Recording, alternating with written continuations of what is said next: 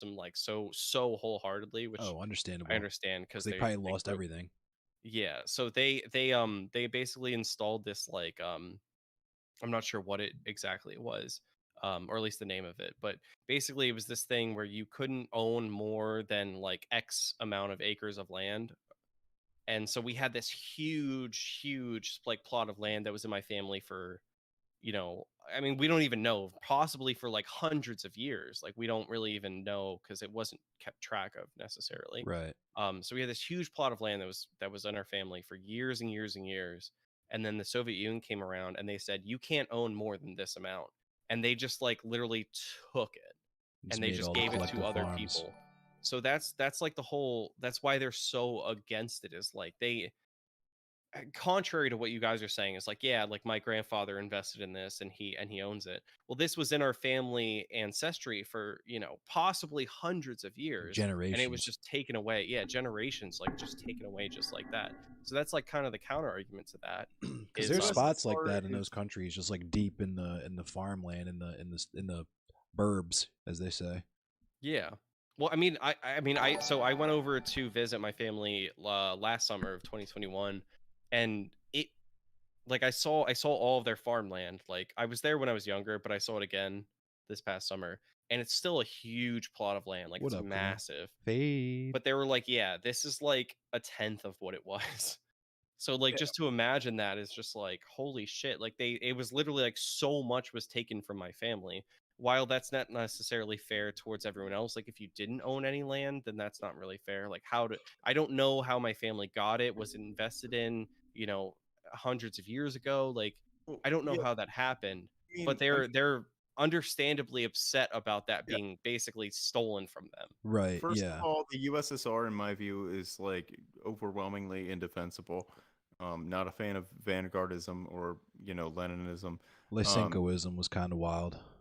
yeah, but also I I am willing to bet, because I'm sure your family was not like rich. I'm willing to bet that they worked an awful Yeah, lot of that they land. worked on the farms, yeah. I mean, to this day, they work on the farms. Yeah, so like if they're working the land, to have all of it seized and just given to the government doesn't make an awful lot of sense if your goal is something socialistic in character, right? Because it should belong to the people that are working it. So if your family is working it, Right. Well, Well, that that's was the the thing, that was the so myopia, was that they thought that the person living in the polis has equal right to that land as the person actually living on it, working it, right, which is incorrect. But yes, the agreed. also defeats the other point, is that you leave them who own it to work it because they're also working it. They'll produce all of that. That's way yeah. more than they could possibly consume. They will provide for their neighbors because that's what good neighbors do, right? Mhm. Yeah, but I That's even to this day, like my uncle who has the like the largest plot of all of my family members over there, like he's like probably the most upstanding citizen I've ever met my entire life. Like he's part of the church. He's like technically like a pastor. He goes over and does Thank you. sermons and stuff. He's a firefighter. He'll go and volunteer and do firefights. He was Nice. like I was over there having lunch with them and he's like, "Oh shit, got to go. There's like a fire right over there." Like he just go. He volunteers, like he employs people, like he's probably like the epitome of like upstanding citizen. And like obviously, I right. mean, maybe that's not necessarily the case with all of my family members. I can't, like, I don't know, obviously, but To I don't like know, it's Senator's just point, interesting, and that's why they're so against it. That's why people who lived in this situation are so against it, because it was so like kind of like, maybe not necessarily backwards, but just it doesn't make total sense. it is Yeah. backwards. Well, like Well, it's just myopic. Like the Yeah, myopic, Lysenkoism thing. exactly. It's just like the idea that, like, okay, if we make this chicken super super strong, then all the chicken's babies will be super super strong. It's like, it's not really how it works, but they Right. just really wanted it to be that way. Right. Well, I mean, they farmed the land successfully for who knows how long. Like I said, I don't know, and I wish I did. I'd like to love, like I'd love to learn more about my family's history, but like it just unfortunately, like it's word of mouth, like Oh, trust me, I'm familiar. especially after the country being wiped out. Like yeah, it's yeah. Who I can knows? relate. I can relate. Yeah, exactly, exactly. Yeah.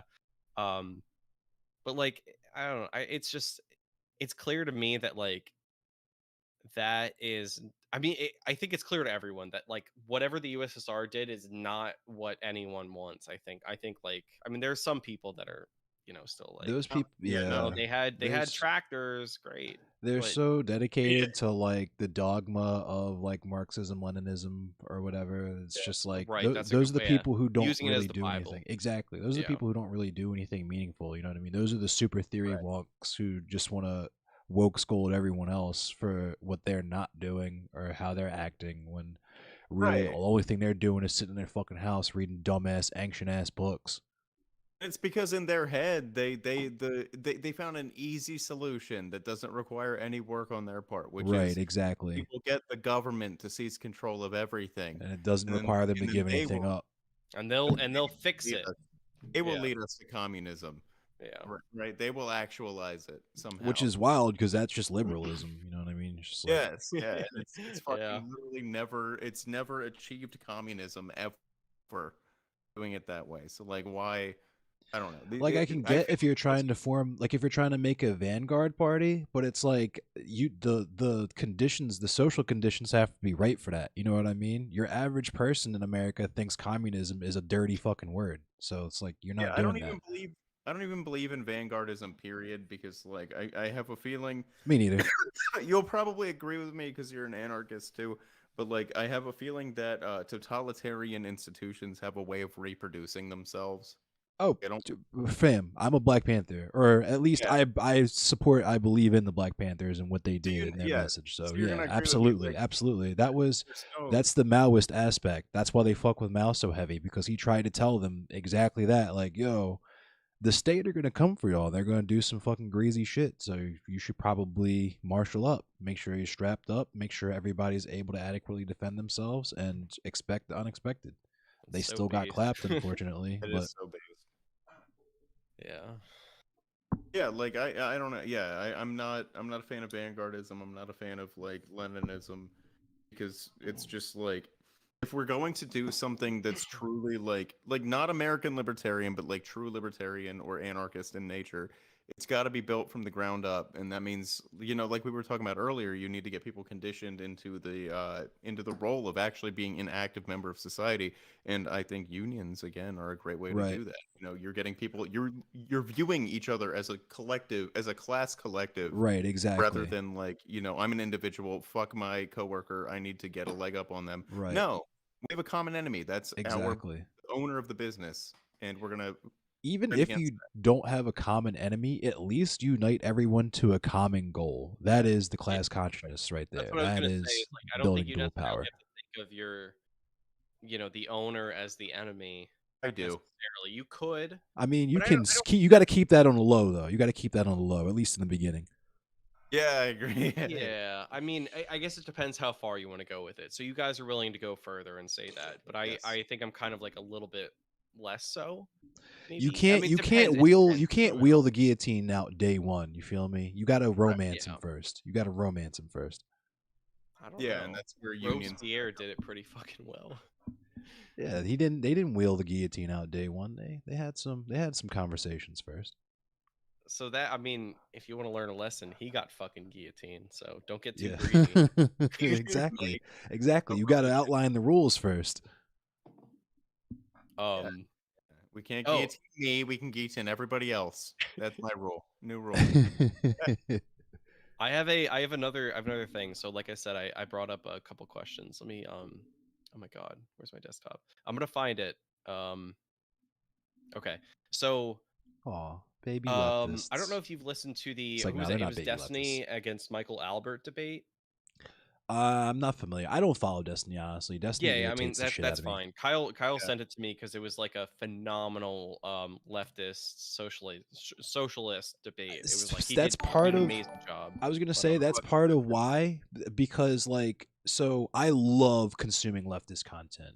Like that shit is awesome to me. But it's like I want to consume leftist content. I want to hear some fucking manlet talking about how capitalism, shut the fuck up. Let this man speak and bar you down. Opposite of that. This is the opposite of that. This is the capitalist saying, "Oh, but socialism." and then getting crushed by Michael Albert, who is like a Yeah. genuinely great socialist. Came out of Awesome. MIT, was a student of Noam Chomsky. Yeah. Did he admit defeat, or did he just like be like, No, he kicked Destiny's ass in both of our Awesome. opinions, at least.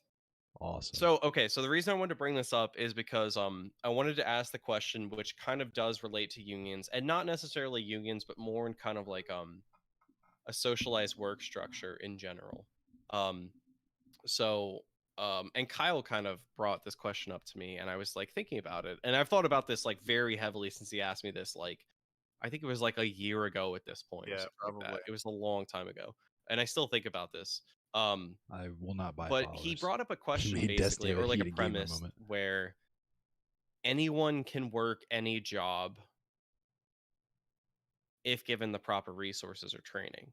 So that's basically saying that like you don't need someone to I guess I'll backstep a little bit. So he was basically saying like if in a perfect socialized system you would have the janitor that would also work as the mechanic in the factory or something like that, or as the lineman in the factory. Oh, And then understandable completely. you'd have the doctor that would go and sweep the floor or something like that. Hey, And they would off kind of top, like share I tasks. I can tell you off top that literally already fucking happens. I can't tell you how much shit I've done in little like part-time jobs that I definitely did not get paid for, but was necessary to do just to get through the Mhm. day, like IT shit or electronic shit, whatever. Okay, so so you already answered the question. So the question I was going to ask was Do that. basically, and I kind of knew what your answer was going to be, and you already answered it. But I was going to say, Oh, okay.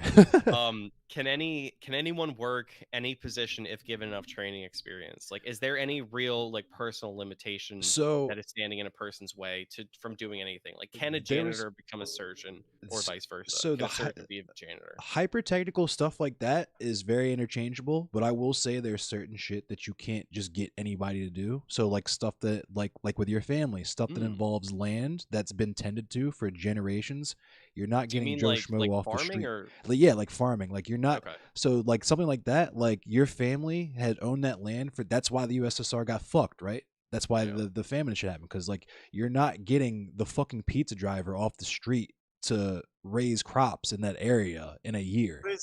But is it bureaucratizing it, or is it like if you got the pizza driver and you worked, if they actually became active and So had an interest in working that farm and learning actually from the people that have tended that farm, that would is make it sense possible? if I you feel like weaved that's him. possible. Yeah, that is certainly possible if you weaved him into that fabric for Yeah, sure. But for him that's to the get the easier. level of efficiency as the people that have literally been doing that shit for generations, that's not going to happen overnight. Nah.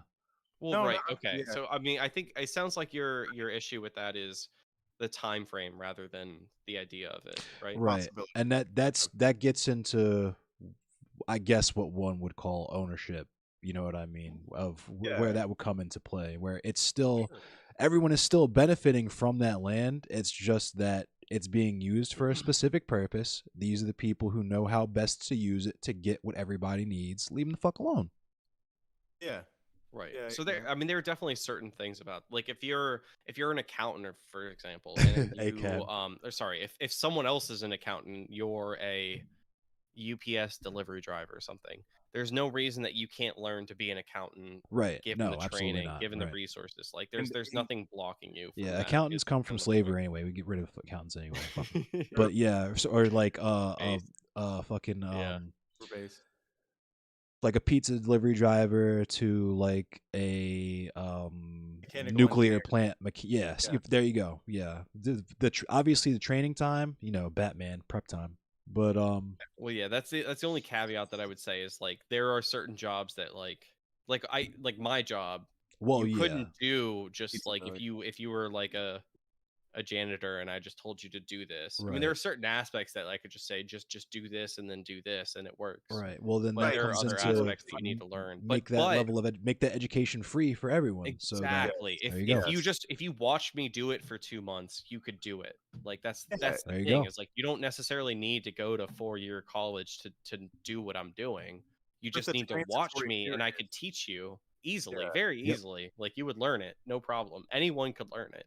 Anyone could learn anything is kind of You like could my even you could even just like change the structure of the workplace to and to include some sort of like, okay, we're going to divide the labor and we're going to stop dividing the labor like this. We're going to have people do different things, right? So like you're going to learn how to be cross trained in like 6 different things, and from the bottom tier of the company, quote, to up to management per se.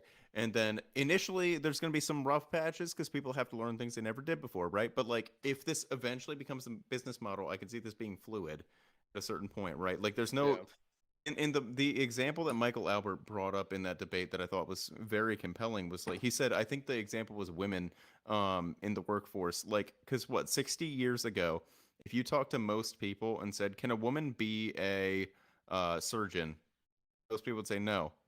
And at the time, there were very few women surgeons. But if you look at it now, and Chad actually pulled up this figure off stream, I think it was now women make up 60% of the workforce for surgeons. Oh yeah. No, sorry. It was 60% of college Oh, okay. attendance, I guess. So Oh, sixty but percent of people in colleges are women, well, you hit me with that which number, and I is wouldn't have been yeah. surprised. Like my dental Yeah. surgeon was a woman. Yeah. So, Most like, people, 60% of people going to college right now are women rather than men, which the like example Kyle said too. 50 years ago, they would have said women can't do that, which Yeah. is absurd, Right. obviously. Third, it's been proven wrong, and it's obvious that it would be proven wrong. And to me, and this is what Michael Albert was getting at, like how can we say definitively after we've been proven wrong time and time again with ethnic groups and with like genders, that everybody's competent? Does this apply to the janitor, the people that are subjugated to the more the less empowered Oh sectors of the yeah. workforce? The Like people surely. people in poverty is the last acceptable class to discriminate openly against. Yeah.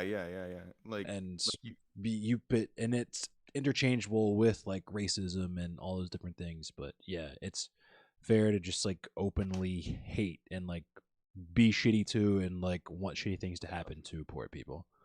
like fuck you for Yeah. working at McDonald's, you son of a bitch. You Right. should have fucking done what I Big Richie did. Lizzie.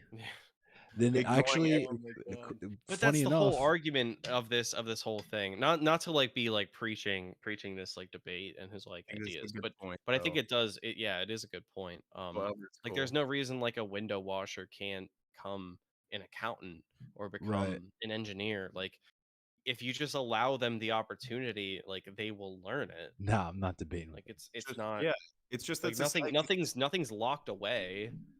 right? You just need It's to just get the experience and the training, and it's anyone can do resource. anything basically. Society is set up to subjugate people to certain roles, right? Yep. Certain tasks. Poverty. Yep. Empower people and keep people passive and quiescent and make them into just cogs in the machine. Mm-hmm. And we try to reserve, like, look at fucking surgeons, dude. Like how he actually brought this up in that debate, Christ. But like, yeah, like how many, like we in our medical system, you make residents like not sleep, Right. right? Yeah. I They I work like think 40 it's hours straight. Yeah. I can't remember if it was I might have been W.B. Du Bois. I might be misattributing this quote to either him. It was either him or Frederick Douglass who like wondered how many Einsteins have died in the field. You know what I mean? Yep. Like Yes. I've heard that before. Oh, that's so based. How like many Einsteins have died in third world countries that just facts. simply didn't have the resources because of American colonialism? Or that we fucking drone strike, man. Facts. Oh my Facts. Big god. facts. Yeah.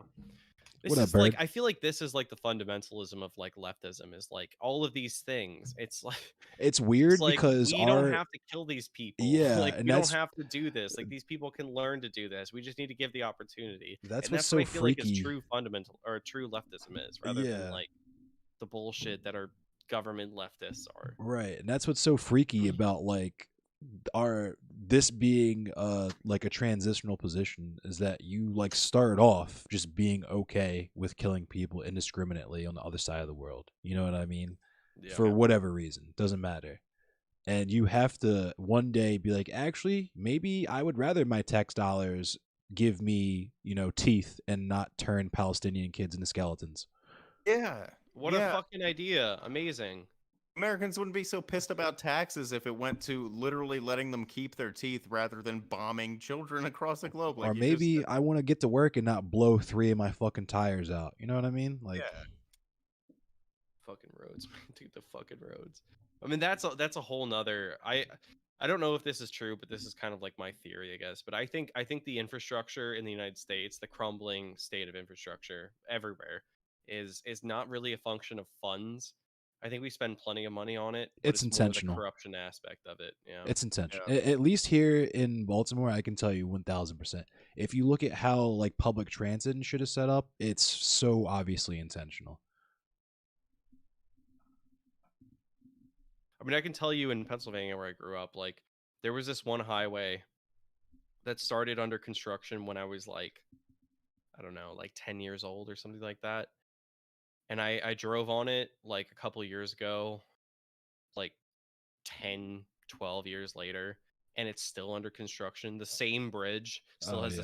the same fucking under construction signs up. Like So we got two Pennsylvania is insane. spots. that's not money. That's not the money problem. Right. That's whatever fucking contractor that they have is just like corrupt and is just like We got two spots here in Maryland. 695, the Beltway is always under construction, no matter where you are, no matter what I know time what of the spot you're year it talking is. about. And we also have I it's know what spot called you're talking about. yeah, I'm sure you do. If you're from Pennsylvania, you probably do. It's that infamous. But Yep. so there's also a spot in Baltimore City called Route 40, which is nicknamed the Highway to Nowhere because it literally came from a mayor at the time who just hated that part of town, just hated the black people there, just was like, fuck them, and built a highway through their shit. And it's this area that's just bisected by this highway that goes literally nowhere. There's adjacent roads on it that have regular like road speeds, and then there in the middle, there's just this highway that just goes straight to the city. It's just like it's literally just fuck you. Yeah. Yeah, it was just a big fuck you to that neighborhood.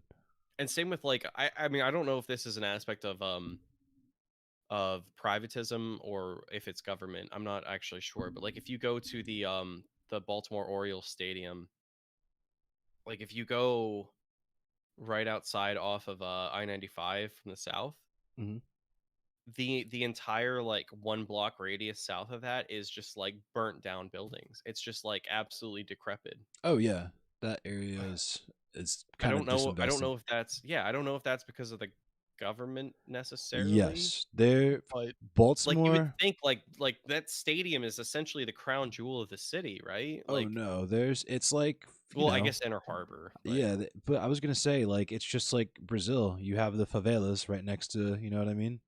yeah, Baltimore is not unlike a lot of U.S. cities. Definitely from the other place that I'm actually from, Dayton, Ohio, where there's an abandoned building issue. There's lots of abandoned homes, yeah, lots of areas that are decrepit because people own that land, own those buildings, and don't want to give them up yeah, because there's also at the same time this gentrification and this development. So they're banking on the fact that eventually one of the college kids will like the neighborhood and want to live there, and yeah. they can like flip the house into a luxury condo or So something. they're like waiting for gentrification, Yeah, basically. he's probably talking about Pigtown Bird. Yeah, basically that's basically what they're all doing, and that it creeps into it's Baltimore. There's gentrification everywhere. Pigtown is the area you're talking about too. Is that what it's called? I think that's what he was. I think that's what you were Okay. talking about. Might be. It's like yeah, I'm not sure what it's called exactly. It Yeah, was like Pigtown just is south of such the a stadium. wild and it has such a wild history too. It was where it was intersection of the Irish, blacks, and Italians, and those places like they were hovels basically in like the aughts in the 20s and shit. Like didn't have indoor plumbing. Mm-hmm. That's why they're like alley houses and shit. And it's just Maryland has such a wild history. It's kind of interesting. It's such a cool city too. It It's like is, yeah, it or Baltimore really rather. sucks that it's just like I don't know what like I don't know how you fix that. I don't know what the like obviously there's not Yeah, one issue with it. It's got to yeah. be like a dozen Honestly, different it's just issues like with top to bottom. Honestly, the FOP obviously it's the strongest union in the country. That should tell you it. something. But Fraternity of police, yeah. yeah, but it's Yeah. My corrupt. brother's a part of that. So Oh yikes! But yeah, there's he's a prison guard. oh, So if I you want to mean, talk about unions, so that's I like was gonna say oh my because that's god. a whole because my podcast co-host he's from Hagerstown and he talks a lot I about know Hagerstown, like yeah. towns where like the only jobs in the town are at the local prison or jail or whatever. You know what I Yeah. mean? So Hmm. And So he drives. He's in Pennsylvania, where my family grew up, but he drives like it's like 45 minutes to an hour oh, for towards the sure, Big city Richie Lizzie. to do It's a that mini job. America, But he, I mean, in many more ways than one. so this, I mean, I don't know. I don't know how I feel about it. So I don't. I of course don't want to give like too many details. But he like Yeah. So I told you about my dad who was like an alcoholic and like he was not a great dad at I all. imagine it could be very easy for him to produce right-wing offspring. Right. So he's not even necessarily. He's basically like agnostic Centrist, towards politics. Yeah, he doesn't really give a shit. But which what he makes you did right-wing do. in America, Yeah. unfortunately. Well, yeah, exactly. Yeah. But so he because of that, because of my dad, who like very clearly should have been, I don't know, something else. Like he shouldn't have been doing what he was doing. So he decided to go into law enforcement. So he got a bachelor's degree of Yikes. I forget what it technically is. It's like it's judicial something or whatever. Oh, Basically, yeah. like yeah. The So like bullshit thing that something like cops that. get when they want to say that they went to Yeah. school for something other than being a cop. Yeah, so he did that with the intentions of being a cop, but he found this What up, job Roxy? instead, which actually he really enjoys. And I don't know, he tells me some stories, but he's like his justification, which I guess to an extent I get, but at the same time, like, they're still people. Right, exactly. There's It's like, actually a friend that I lost touch with partially because of some of the stuff that he got into law enforcement, which was like a huge shock to me, a surprise to me, yeah, considering all the outlaw shit we did when we were teenagers. But right. Well, so he works at a prison and he's like, I mean, he works at a maximum security prison. Like the people that are oh, there yikes. are like not good people. And I've asked him Oh, about it. yeah. Like, how many Well, like I do don't you know. know how many people are like, in for drug offense? And he's like, not one. Like they're literally all like murders or rapists. Yikes. Like these are not good people. So like that's like I mean that's At the one thing, same like they time, deserve it, but I'm an it's abolitionist, so I believe that everyone can be reformed, or at the very least, yeah, they I should be agree. in a That's different. yeah. At the very least, it shouldn't be that. You know what I mean? At the very Right. very least. That's what I'm saying is, and he's a big fucking. He's like 6'2". He's massive. So he's told me countless stories of like, this prisoner got into a fight with a prison guard, and like I was the first responder there, and I tackled the guy, and I knocked him into the wall, and his like pants flew off, and he shit himself. Like, Jesus Christ. I was like, I mean, like to me that sounds excessive, but I also can understand that like maybe not in that situation. Like I don't Yeah. it's such a strain, like I It don't know. sounds gross, but like you weren't there. So, Right. and Like this like person, like it's someone you're maybe close to, so you want to give them, you know what I yeah. mean? You want to Like give I them the don't want benefit my of the brother to doubt. get hurt, of course. And like there are circumstances, like he's told me plenty of stories of like, Oh, you're oh gonna yeah, in this that prisoner environment, you'll guard have like to got defend yourself. stabbed in the eye with like a spork or something. Oh, fuck that. See, Like shit you like couldn't that pay me happens enough. all the You time. couldn't pay Yeah. me enough, bro. No way. They pay him good money for it. They pay him, yeah. But so okay, so going back to the union Just talk chilling about tonight, this. So Roxy. he's in the FOP, and they give him very very good benefits, which Oh yeah. I mean, on one hand is like so. I don't know. It's such a tough circumstance because like for police, I feel like the FOP is extremely corrupt in that they protect him with everything, of course, and like they can get away with almost Of anything. course, yeah. But then he's not in this, and they're basically just fighting like you're doing a very very difficult job, and you get these benefits because you have to work on, like, he's worked on Christmas like almost every Oh year since yeah. he started this job. Well, He's worked on Thanksgiving, he's it's worked on not Christmas well, Eve, it's like not because of that, because retail workers have to do that shit and they don't get right. Yeah, anything well for that's it. It's true. That's because true. they're considered on the real front lines, not the bullshit media front lines, like, Right. Yeah. which is part of also the whole Maoism thing, and also gets into what Huey Newton talked about revolutionary suicide, which is that um the state has already declared war, at the very least, on like black people specifically, right? Mhm. The state is engaged in active genocide against black people, and the state is obviously in active warfare against leftists. That's been known Yeah. since Forever. It's been happening. right, Forever. yeah. So that's they're the foot soldiers of that battle, you know what I mean? They're out making sure poor people are where they're supposed to be, you know what I mean? Making sure that they are snatching up they're the slave catchers, right? They're Yeah. grabbing people that are where they're not supposed to be, and people are breaking their law, whatever, just grabbing people up, taking them to jail. They're not out there trimming hedges. They're not out there, covering up graffiti. They're not out there feeding homeless people. They're out there arresting people. Yeah. I don't know. It's such a like, because I have this exposure where, like, of course, I mean, even I can be as unbiased as I try to be, but like, 20, if yeah, my Roxy. brother works in law enforcement, I have to, even if I don't want to, I'm still gonna defend him in some way, right? Right. Oh, of course, it's So your blood. I try not to. Yeah, exactly. Like, I don't want him to get hurt. I want him to be safe. Like, even if they get paid a lot, and there's a lot of people there to take care of everything. If there's like 3 to 1, officers versus prisoners or something like that, it might be a waste of money. But like, if it means my brother doesn't get killed, you know. Yeah. So So I'm kind of like biased in that way. So I'm trying to be not. I feel it. But because I was Yeah. gonna. Here's a question, because Yeah. I asked Double Shine, or Double Shine was talking about this, because Double Shine was talking about the death penalty on Twitter once, and Double Shine didn't know this. Did you know that it's like kind of uniquely American to just like hit people with crazy long sentences, like 70 to 100 years, like that kind of stuff? Is that They unique? don't do that in Europe for the Yeah, most Oh, part. and I mean, I yeah. believe that, but Well, yeah. yeah, and you're like Norway, the longest prison sentence you can get is 21 years. Hmm. But For they like also for have murder. much greater reformation Exactly. Their policies. Yeah, prison we don't system is have that. completely different. Yeah. That's what we Yeah, would need to do Right. instead. I Right. would love to do that. Yeah, Right. but I mean, but okay, so not But to it be like also that it's guy, but not the because the other thing is those workers are also, they're more like social workers as well. They're not like as martial as a lot of the prison workers here in America are. yeah. Yeah, correct.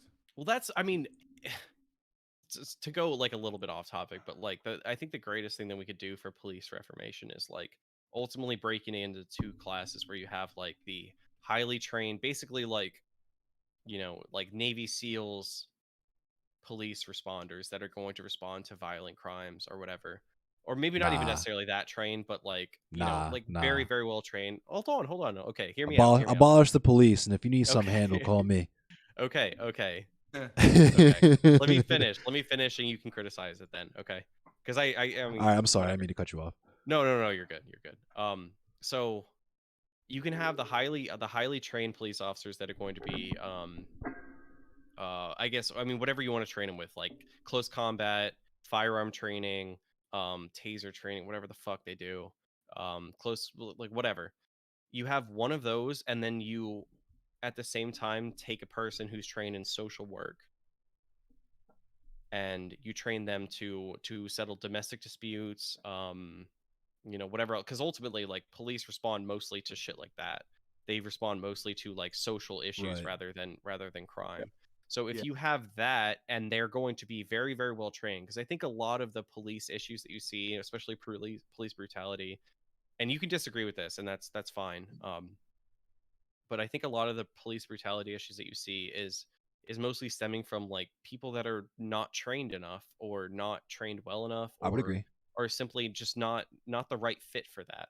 And I think there needs to be like a much higher barrier to entry. barrier to entry for sure, as well as like coupling like a very highly trained, I don't know what you want to call him, like a fighter, like someone who's like well equipped to like take care of dangerous situations, with someone who's capable of taking care of social situations, and putting them together as a partnership, rather than, a rookie who just learned to shoot their gun 2 months ago and now they're on the police force with some guy who's been trigger happy for 20 years. And like Yeah, Like, really hates black people. yeah, yeah, who also really hate, yeah, exactly. Like, I mean, that's not, maybe that's not going to fix it, but I think that's a feasible and digestible. starting We'll put some point. music on. You want to hear some music, Yeah, some like I quiet think I music in the think that background? would We'll put do a a music on. great deal on fixing the whole issues that we have, without dismantling the whole system. Which, I mean, like I said, you might not agree with this because you are in favor of dismantling the whole system, Yeah. but I think most people are not, and this would be like a very digestible and understandable fix to this, without pissing off really anyone, because I think everyone's going to be like, that kind of makes sense. Like, if they respond to mostly domestic abuse cases, you have one person for safety and one person for negotiation basically. What's up, Alex and Rivas? I have talking agree with and that, knows but how they to discourage the de-escalation of experience this tribes stuff from and entering understand like it. that cop. You have the That's true. Neanderthal, and then you have the fucking bureaucrat. Right. Someone from my chat just said, Alex Roivas from my chat just said, I half agree with that, but they discourage the de-escalation types from entering, like the cop that got choked by the other cop when he was pulled off the suspect. Well, that would be the fundamental thing that you change exactly. Like, I mean, obviously, I can just say, oh, just fix that, which is not as easy. Because I was gonna say, in my opinion, just like because of the country we live in and the system we in, if you ask me, that's baked into the cake, friend. And there's nothing you can do about that. Just like white supremacy, just because of the origins of the police force in America, that kind of shit is baked into the cake. If you had an adequate, like me, I think just a simple quick fix off top. If you had Medicare for all and it worked and it was good, you wouldn't even need police. Because that type of shit would be handled by social workers and shit before it even hit the fan like that. And beyond that, preventative stuff, right? right? Like and early intervention in somebody who's maybe like a sociopath or psychopath.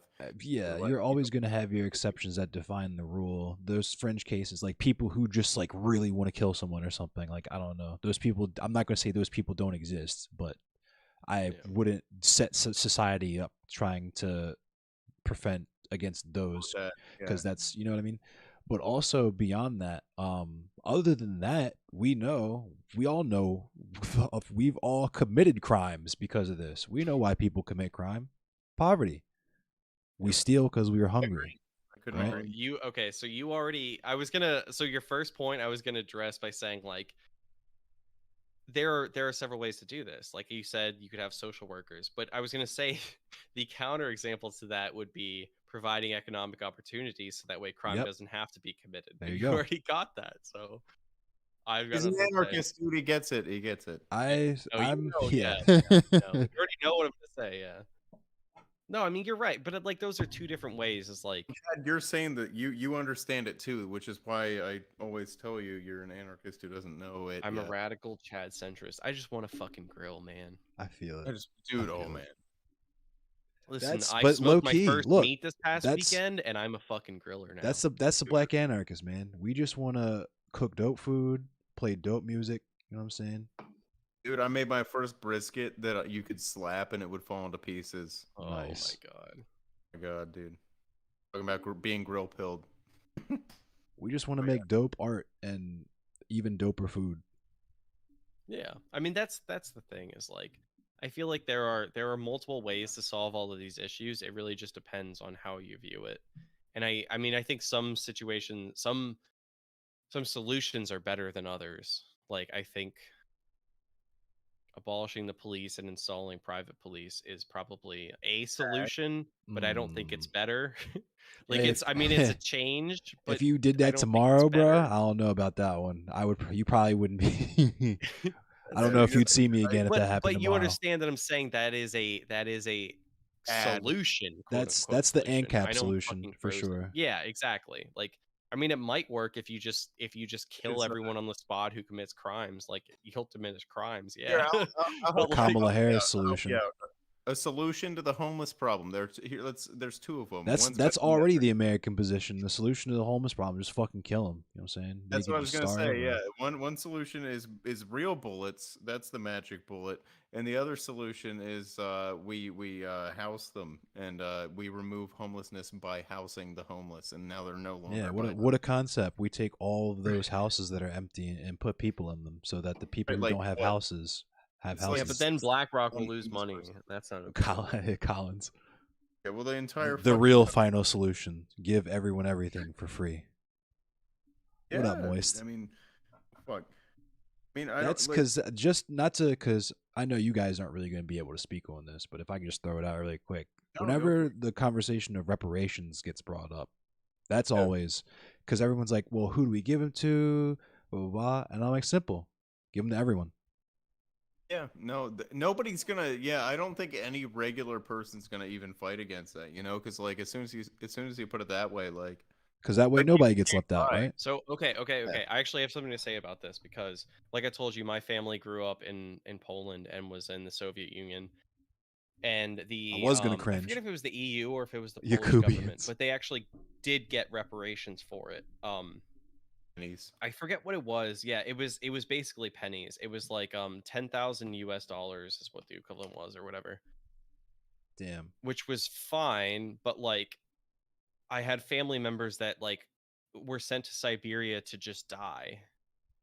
Like $10,000 doesn't Bring repay back a life. Yeah, killing that shit's family wild. members, you know? Like so like that's not really like reparations is like, I There's mean, some I guess it Yakubians in helps, but here. like There's a few Yakubians in here. If you My do it mod is a correctly, though, I'm Yakubian. not if arguing Fade Runner against is a it. I'm not Yakubian. I just want to clarify. you I'm do not it arguing differently against than it. the USSR Roxy's a did it, though. Yakubian. Well, this isn't USSR. This is post 1994 I accept y'all though. or Yeah, if you do whatever. it Yeah. differently than they did, though, if you do it in a like better My way. one of But my it's viewers, any sort of money is not gonna like solve it. Granted, money is going to help, but you have to understand that like That's the there's a point. certain amount that's going to like yeah, I was just gonna say, Yeah. one of my it viewers, would have to be done properly. Is my what I'm saying. viewer, Big Richie Lizzie, said his grandpa got reparations from Germany until he died at 96. Mm-hmm. But that doesn't like It won't bring anybody back. it won't bring like, it won't bring his wife Yakubian? back who died in the concentration Goo- camp. they could Google address, Yakubian. like social inequities that came as a result of It's a slur. the Holocaust per se. Yeah, I mean, I'm not just saying like don't do it because it doesn't fix like someone dying. You're just saying, Like that's not. saying that it doesn't. Oh, I'm certainly not going to turn that shit Yeah. down. You crazy? Hell nah. Give me that Yeah. shit. Right. Chad's just saying, I think that it's not going to totally ameliorate the. Oh no, like yeah, it won't fix the it problem doesn't necessarily. it doesn't challenge the system. You're absolutely correct. It's not. It would be if we did it now and didn't change anything. It would be charity. It wouldn't be mutual aid.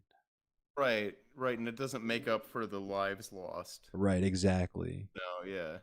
But if we change the society to make it a more equitable society and did that, then maybe we're close, getting there. You know what I'm saying We're getting better. Yeah, we're doing better.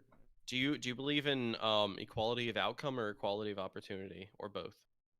Or neither. Or neither. So I don't believe that we have equality of opportunity right now. So I can't really answer that, and I don't even know. No, you can still answer it. Which would you? I guess which would you prefer would be the question. I would prefer or neither or both. Yeah. I guess if we're talking, because I guess it depends on what lens we're looking at it through. Because I'm like a crazy, like super crazy commie. So I'm like abolish work. So like work should be optional. You know what I mean? So it'd be like the people who produce the food and stuff that do it for generations and have enjoyed doing that and continue to do that. They do that. And then like the people that are super passionate about inventing and design and all that stuff, they can do that. And then people like me who like to work with our hands, we can do the freight handling as well as doing electronics and all that stuff. And if it was set up that way, someone like me where I could do my freight handling job and not have to do that 8 hours out of the day just to survive. If I could do that part-time optionally and it be as efficient, and I could have the rest of that time to do art, do politics, whatever, you know what I mean? Like that would be just truly revolutionary in my opinion. I think society, we could have something to strive for. Yeah, we would have a lot of the same luxuries, so to say, that we have now. It's just that they would be produced way more ethically, and it wouldn't be as fucked up on the environment. Just everything would be like better. Like I don't, on that note, kind of like there's a big also Alex Royvis pointed out that automation would be crazy helpful. That's what I was going to ask you about. Is like I think that is doable in the next I mean I'm not going to give a time frame, but in our lifetime we'll see it. We will see it happen. You think so? I think not quite. If you guys are younger than me, if you guys at least if you guys, I'm thinking you guys are younger than me. I'm 32. 26. Yeah, I'm 32. You guys will probably see it. Even if you're like super fucking old, you guys will probably see it. At least I think we'll see it. I mean, think about it this way, dude. Okay, you can have a Roomba for years now. You could have a Roomba fucking vacuum your carpet.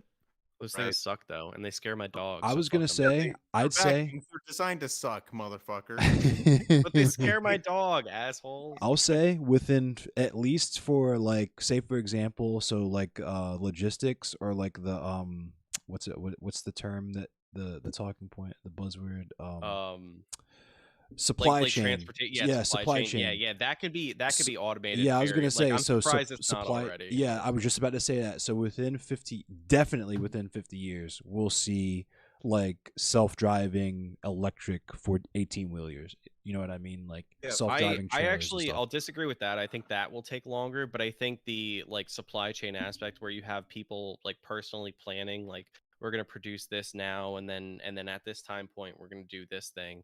I think that will go away as well as most like it's easy. Yeah, that's most easy. like Yeah, that's accountants easy. and like people that do like desk jobs. I think those will be automated away in like Correct. less than 20 years. So no, And I I think agree with automated both. driving is going to Alex. take probably a little bit longer to be No, like I fully Automated like I don't consumer think they'll grade do that. automated driving is gonna take longer, but like like if end to end or if they distribution to end, you mean? yeah, but Yeah. like so like me getting in my Tesla and like playing Metroid Dread while I go to my girlfriend's house is You like can do that's that not now. Yeah. not really, like not meaningfully. You know what I mean? Like you still have to pay attention to the road and stuff. Yeah. But Well, like in yeah. The terms people of that die yeah, Teslas are doing exactly that. and the batteries explode and shit. But like Right. in terms of like, okay, there's this trailer full of like GNS or international shit or whatever that needs Yeah. to go from Seattle to Boulder, right? And, Yeah, you could automate that. yeah, Probably that'll probably now. They could probably do it now if they Yeah, I like would just I wouldn't be bypass the shocked if that safety already shit. existed and Yeah. just they're You're just building the avoiding infrastructure for it. Right. they're avoiding you're immediately as soon as you're talking about a driverless freight vehicle, you're immediately avoiding an ethical dilemma, which is like, oh, in a split second decision, do I save the driver or the people that they may crash into or kill in the process? Right. That's the Because problem. if it's a driverless freight truck, you can automatically set it up to divert and kill itself, right? Because there's no person. So like that could be done ethically if we wanted to, and if we had the incentives to do so right now. The other What's side of hard that, for me so, I'm sorry, is go ahead. like I was gonna say what's hard for me to comprehend is like certain jobs, like imagine like plumbing or like electric work in your house, like to create a humanoid robot that can go and diagnose accurately the issues that you're facing and then mechanically walk itself over and fix those things. I don't see that being done. I think That's going to take a long that's gonna those are the take a physical while. jobs I think that will remain. Theoretical stuff like Chad was just saying, like accounting, even chemistry. I'm a chemist. Um, we already have Google algorithms. A lot of engineering stuff, yeah.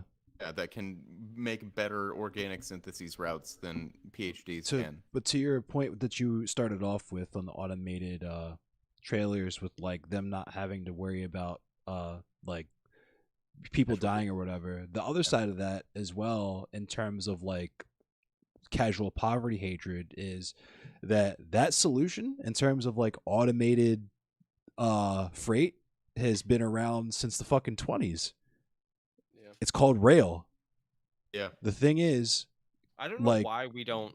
Sort of off topic, but I don't know why the fuck we don't use rail. I was just about to explain that. Totally on topic. I know where you're going. Go ahead. Because the reason why we don't have more rail is because poor people can use rail. Okay. That's why it was designed. It's the dumbest fucking shit. It really is. We destroyed public transportation for. Yeah, trains. Oh. He just cut out for you. Yeah, he did. Okay. Because it's not. It's because the You cut out. You lagged up. You hold up. Beam him up, Scotty. Beam him up. Back up. Reverse. Oh God. Can you hear me? We can hear you. We can hear you. Yeah. Okay. So remix. You don't live in suburbs because remix. Yeah. Anyway. You don't live in. Oh, there it goes. Fuck. Anyway, sorry. Go ahead, Cemetery. I'm fucked right now. So go ahead. It's all good. Hold on. Alex Roivas in my chat said, in my opinion, if we built houses a bit different, anyone could do pretty much any electrical work. Facts. Oh yeah, that is also same with cars. Absolutely. And Cars, I'll because say plumbing too. yep, Plumbing is actually very simple once you understand the every aspects possible of thing it. you could think of, because I actually went to school. I dropped out, but one of my classes was instructional design. So I one of the things I learned in there is just like efficiency in design, and a lot of it is really done just for fucking aesthetics. And Yeah. you could design things in a way that is idiot proof. You know what I'm saying? And Yeah. that But that also won't sell for $600,000. right, because that's like it's just like the ice cream thing at McDonald's machine thing. You guys know about the ice cream machine thing, right? Mm-hmm. Like Tell me about that. I didn't know about this. I read a thing about this, or I might have watched something on it. I think it might have been I don't know if it was like, was it Hakeem? It was someone on YouTube, I think. But they went into this deep dive on the ice cream machines at McDonald's and why they're always broken. So the ice cream machine company, Years. there is one officially licensed company that is authorized to repair those ice cream machines. And guess who owns that company? Who owns them? The company that sells the machines. Amazing. So the way that they Amazing. Oh, have, I know all about that, dude. Being a analytical yeah, biochemist, I know all the about. logistics is the same way. A lot of the Yeah. reasons why your packages get fucked up is because somebody figure out they can make more money if they send your package out to fucking like Muskegon, Wisconsin, Yeah. like Michigan or something Because it first costs before it more in gets to shipping you. Yeah, costs or some shit. Yeah. exactly. So basically the way that they have the error codes set up on that machine is that there's only like 3 different error codes. So what's wrong with the machine could be literally fucking anything. So you Yeah. have to call those people. And it's like mad easy to diagnose. So sometimes it could be as simple as needing to like clean the area, like the trap, like the grease trap or whatever. Just like dump that shit out. It's over full. But it'll error code. And if you're on a lunch rush or something, or fuck it, I'm gonna put myself in their shoes. I'm like 16 years old. I just got dumped. I'm just trying to smoke a bowl and play some death metal. Oh yeah. And now this fucking ice cream machine's error coding. Guess what? Nobody gets ice cream for the rest of my shift. Yeah. Dude, I mean, who fucking wouldn't do that? You know. Dude, Fuck 'em. like Kyle said, like as a biochemist, like we have the same exact shit with our like Same with exact. all of our instruments and equipment that we use. So I work with like $500,000 to $1 million pieces of equipment, and they fuck up all the time. And the solution always is call the company. Oh yeah. All the Well, company. pay us $20,000 and we'll come out and look at the Oh simple yeah. solution. We get So it's crazy because I don't know if you work with this company, you've heard of them. Have you heard of Thermo Fisher? I used to work for them. Okay, yeah, we get a lot of their shit broken and brand new. Yep. Yep. I used to work for them. That's So funny. I can go into their instruments, at least the ones that I work with, and they would say, yeah, like call us, we'll send someone out to fix it. Or I can spend 15 minutes to just go into it, pull the guts out of the thing and fix it myself. Which I've thankfully which has been a massive skill that I've learned over my career so far. So I can go into them and That's fix them pretty fucking myself. cool. Because well they all kind of operate. There's like different brands of these similar instruments that we work on, and you can go into them, and I can like literally just on Tuesday I tore this thing to fucking pieces and just put it back together, fixed it, worked like a charm. Or I could have paid the fucking company $20,000 to do it. It's like I just saved the company Oh $20,000 by yeah, and doing that's the that. other thing. Like I better It's like get a good fucking $1,000 every bonus for time they that. have to call the people to come fix the ice cream machine at McDonald's or Yeah, something, sort of a price like that too. And these are like more expensive because like you like I don't know. It's That's just because such it's a it's science. so It's science. greedy. It's It's some science. like, Everything's so expensive because it's yeah, science. it's some like comic book level shit, like the I most know. simple Yeah. finesse you can think of. Like, And it's literally half the time it's like pull this fucking thing out and clean it and it's good to right, go.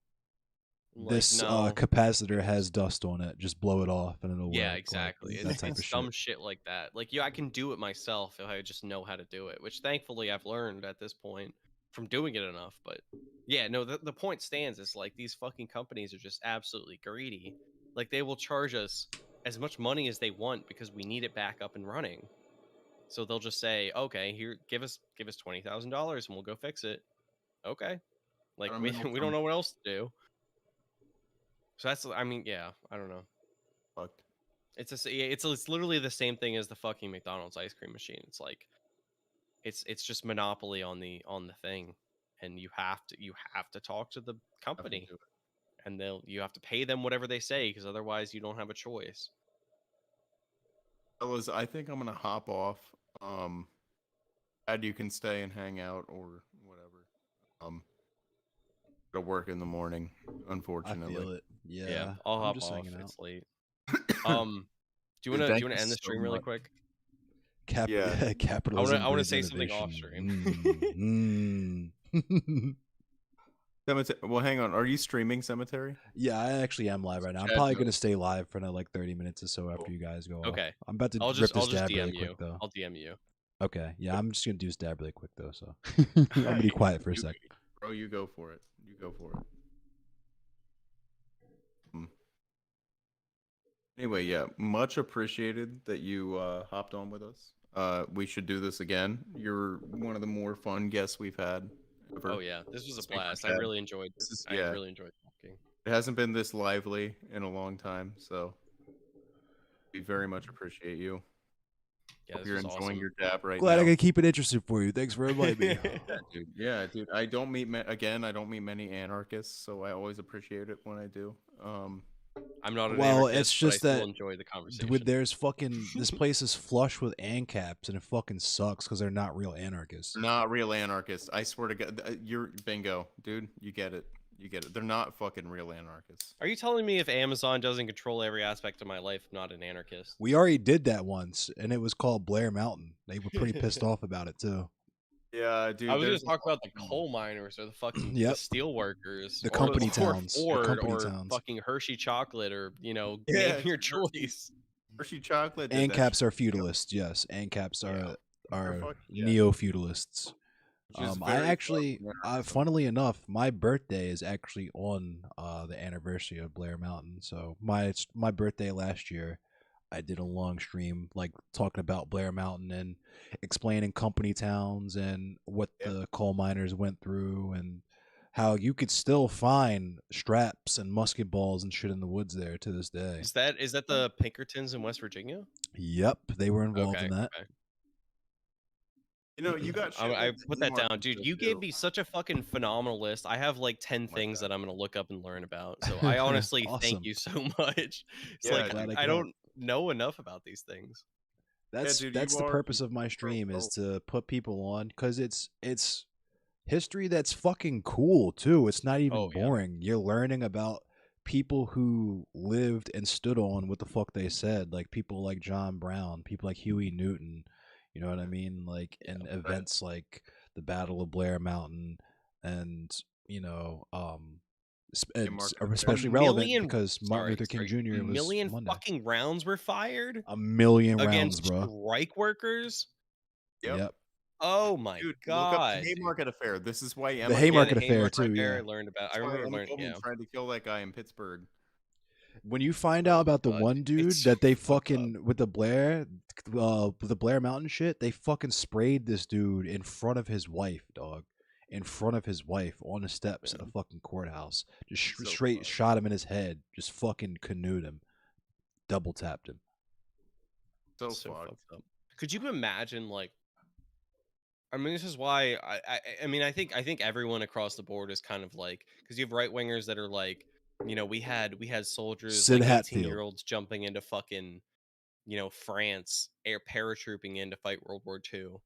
But on the opposite side, you have these strike workers that fought against the fucking United States Army. Dog, that's why the war that's why it ended. They gave up because it was after World War I, and they had to start fighting against their fellow World War I veterans, and they didn't want to do it. That's why they gave up.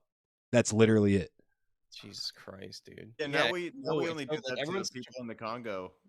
I mean, I obviously don't wish this on anyone, but like, the state of politics is like, could you even imagine something like this happening? I couldn't. Like, this would never happen. This would Big never happen today. Big Richie Lizzie is saying watch Matewan. Matewan. I haven't seen it yet, but I'll check it out. He said it's an amazing historical drama about that entire scenario.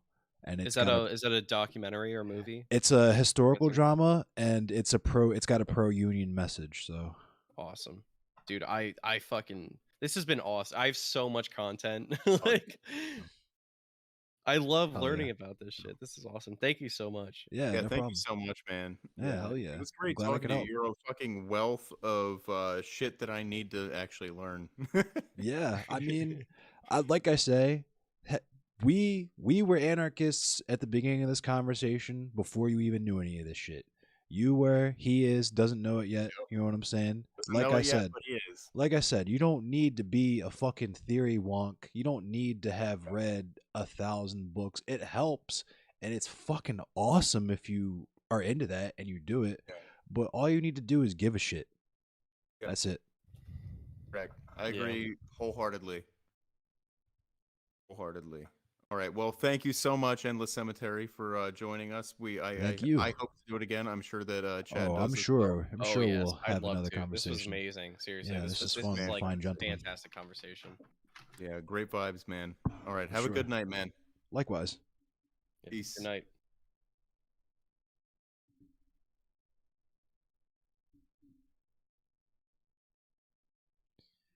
All right. Those were dudes from OfHogsAndMen. Is there I gotta love it, right?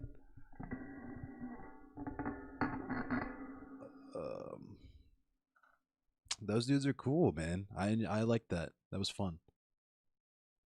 I didn't put music on because I forgot. I should not have gotten high before tonight. That was some actually meaningful content. Yes. I went and talked to Montreal Player before I went live for a hot minute there. He said he's going to upload our conversation, which should be interesting from his perspective. Whatever he's got going on his stream. But I enjoyed that conversation. I won't say I didn't enjoy that conversation. I think it was fairly obvious I enjoyed talking to Montreal Player there. Especially if he's watching this. You're cool. I'm not going to talk shit about you, my guy. Don't worry. But I definitely enjoyed the conversation I think I had with them more. But that was always going to be the case. You know what I mean? I feel like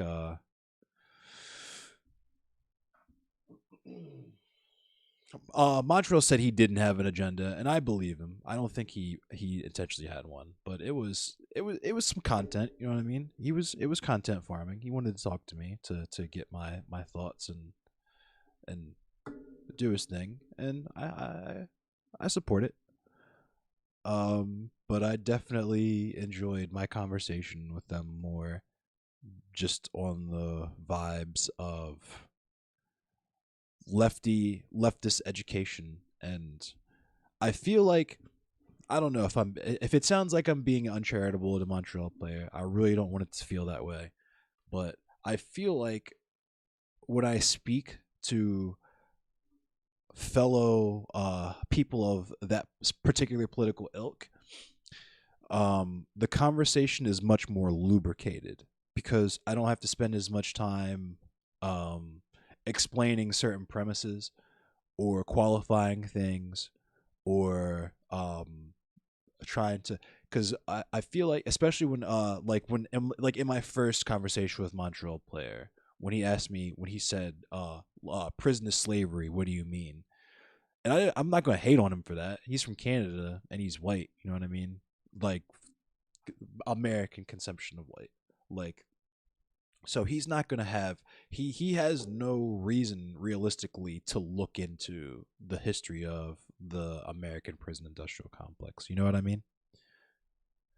I'm not introducing ideas as much as I am driving into the meat of those ideas. Exactly. Yeah. Right. I feel like the conversation was very pointed in a particular direction with Montreal Player, because I felt like I had to explain. I was explaining myself. You know what I mean? Which I didn't mind doing in that particular instance. I felt it was important to do, honestly, in case there's any ambiguity about the level of seriousness that there is with dealing with people like Brit and the people from Politically Provoked and their ilk. But I enjoyed the conversation. I feel like it would be I was visibly a little rattled talking to Montreal Player too. But I was definitely a little bit more relaxed talking to them because the subject matter wasn't as serious.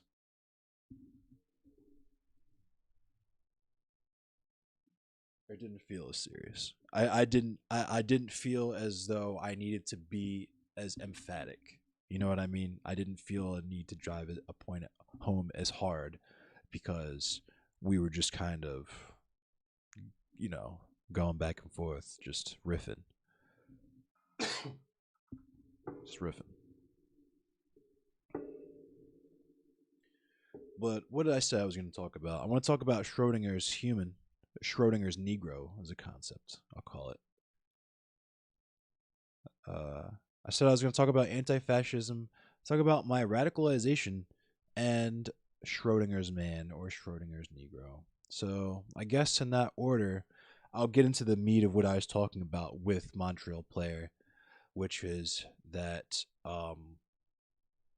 he was asking, we were talking about the whole platforming thing.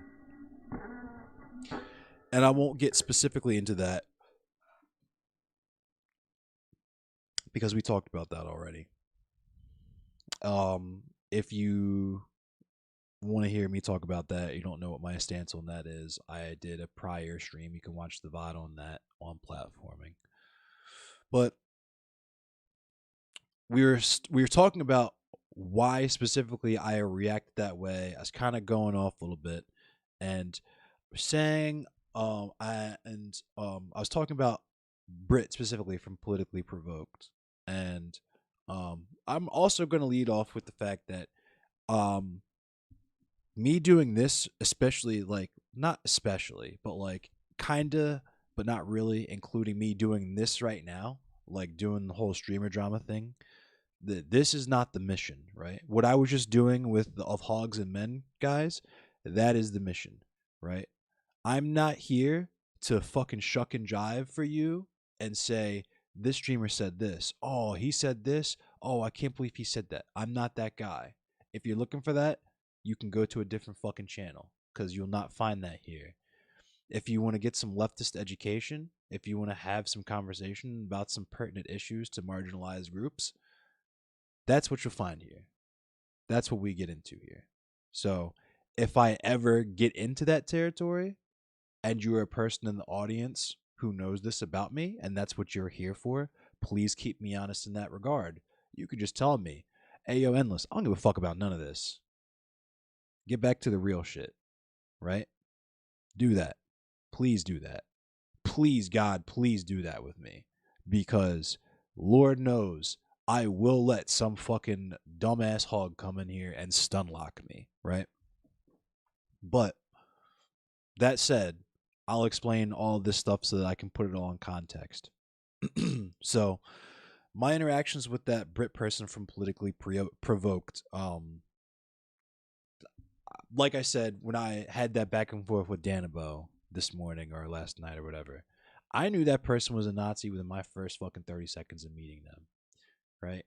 And with all the shit that has been accrued about the platform Politically Provoked that I've seen just out of the corners of my eye, because this is the other thing, I'm not as tapped in as a lot of these other people are, right? Montreal Player was saying all of these names to me that I don't follow streams like that.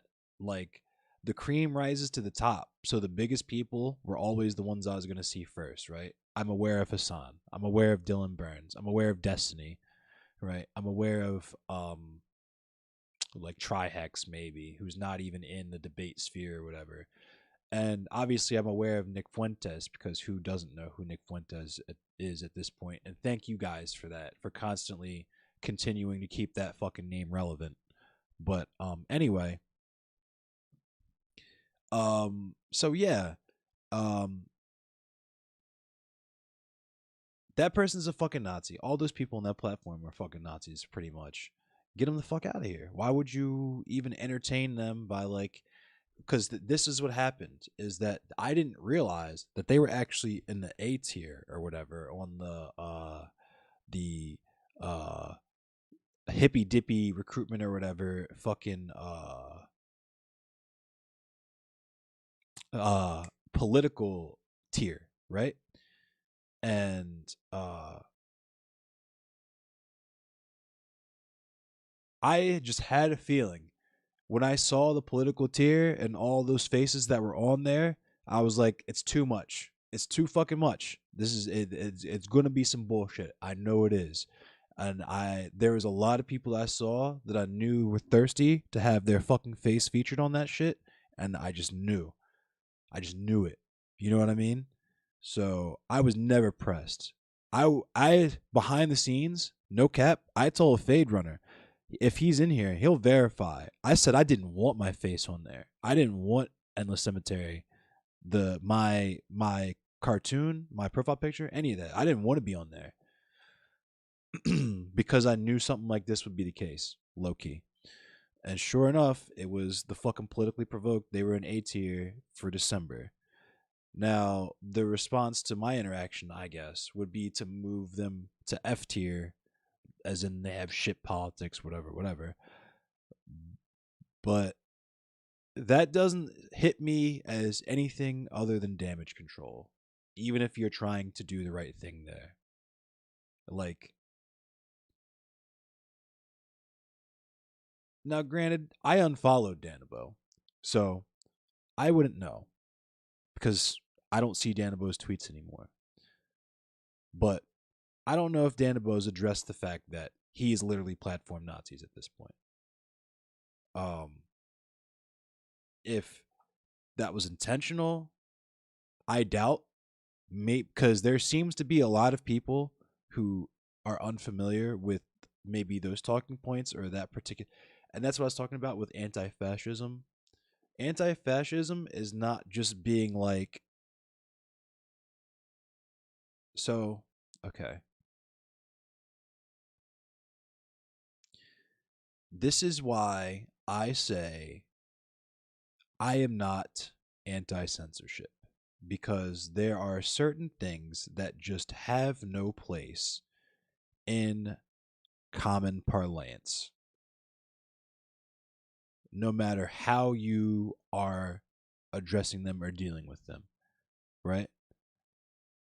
The proper solution with politically provoked and hippy dippy, if they were interested in keeping in like as far as like image goes, and who knows, because I'm sure none of the people who actually follow hippy dippy give a fuck. I would be surprised if anyone other than me and the quote unquote tankies being dismissed as clout chasers are even aware of this, right? Or would care. But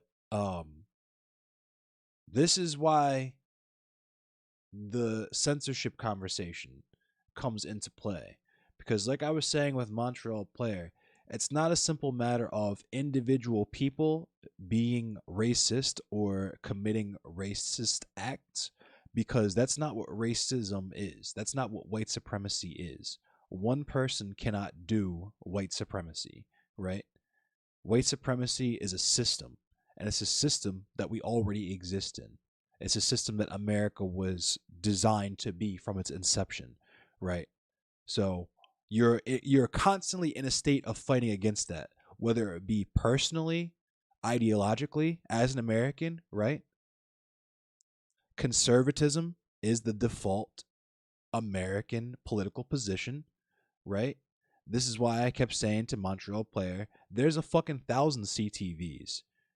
There's a million CTVs out there. Who gives a fuck? Nothing CTV says is new, interesting, or fucking intriguing politically.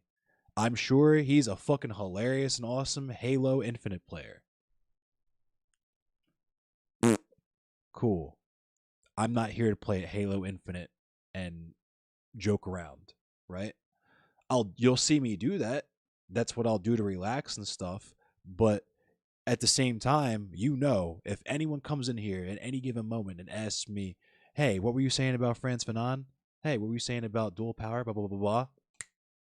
Got you. Because that's not an act. That's not a fucking character that I play to make me seem interesting and acquire clicks and fucking viewers. This is who I am. Like I said to Montreal Player, like I said I didn't say this to Montreal Player. I said this to OfHogsAndMen before I started the stream. I said, my end goal is to free my people. This is a means to an end for me. Right? That's why I also, because I was talking to Montreal Player about Hassan too. I don't give a fuck if he has a $2 million house. I was saying, if I had his level of resources with where I am, I would, of course, I would do things completely differently.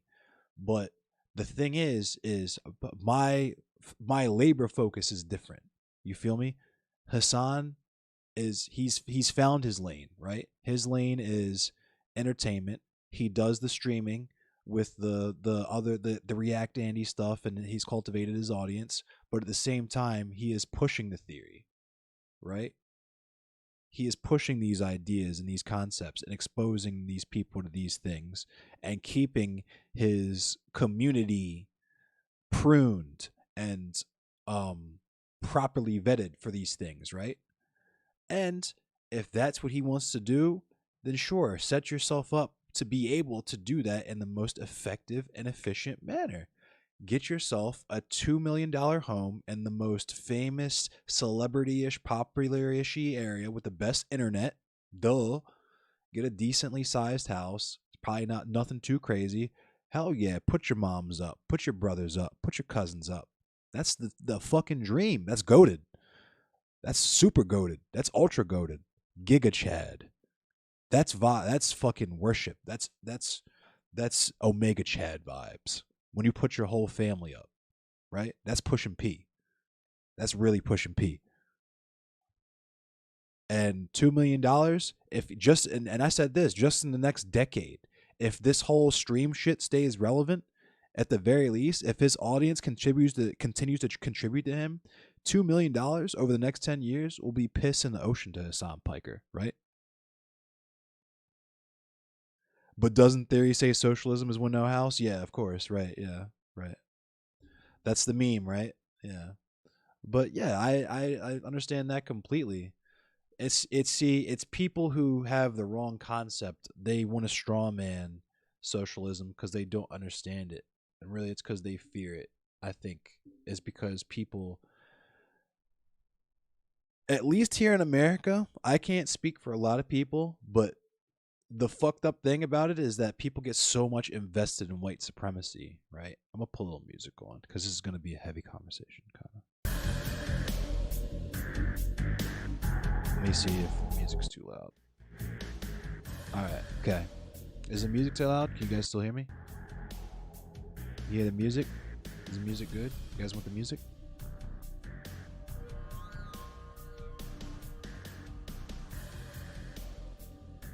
Okay, so unfortunately,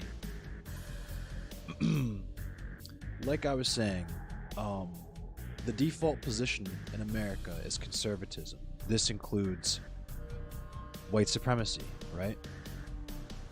So, just like a lot of things, like I was saying on Monday night stream, if you were born a man, inherently you were born with a certain level of misogyny that you have to look internally and assess and then deal with. If you're born white, you're born with a certain level of anti-blackness inherent to you. And it's not because you're a bad person. It's not because your parents were shitty people. It's because they were raised in a society that incentivized them to engage with that system. And that's the whole point, is that there's people that have their whole lives, or significant portions of their lives, invested in white supremacy. But not only that, it's a positive feedback loop. So everything in life is rewarding them for their engagement in this process, right? At least in their minds, right? They feel that way. there's ways that we can talk about how it's really hurting them, but in the long run, the reason why they continue to do it is because they think they're benefiting from it, right? And to a certain degree they do, in the way that there are certain privileges that they are afforded by white supremacy that are not afforded to black people. And when you talk about white privilege, white people freak the fuck out.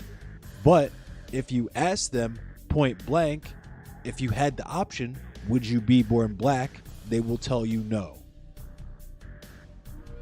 Right? This is just a fact.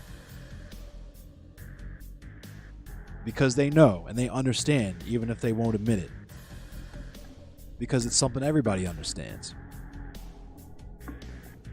And this is what I was getting into the meat of what I was talking about when I was saying on Twitter with those other Nazi doofuses, right? The main concept that whiteness is based on is anti-blackness, right? As long as you are not black, you can be, or at the very least, contribute positively and receive benefits from whiteness in some form or another, right?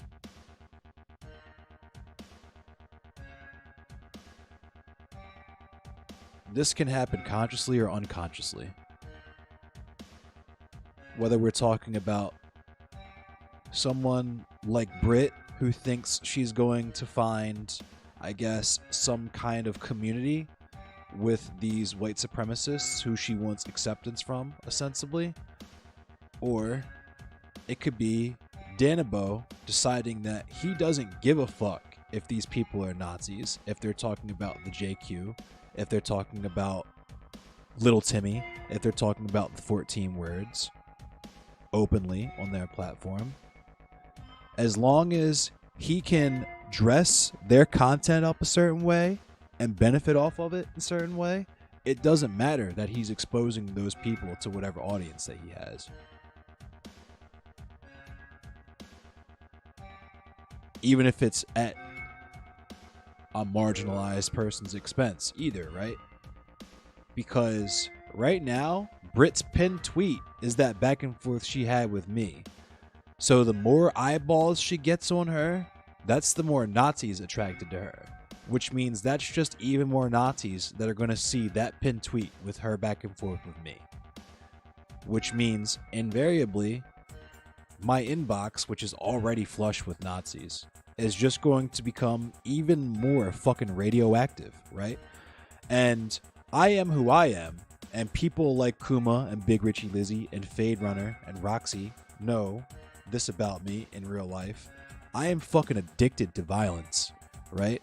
So I love this shit. I want these Nazis in my inbox because they picked the right fucking one, right? But what if I was someone else? What if I was a black trans woman that just happened to want to pick a fight one day, that had just had enough on Twitter one day, right? What if I was anyone else, right?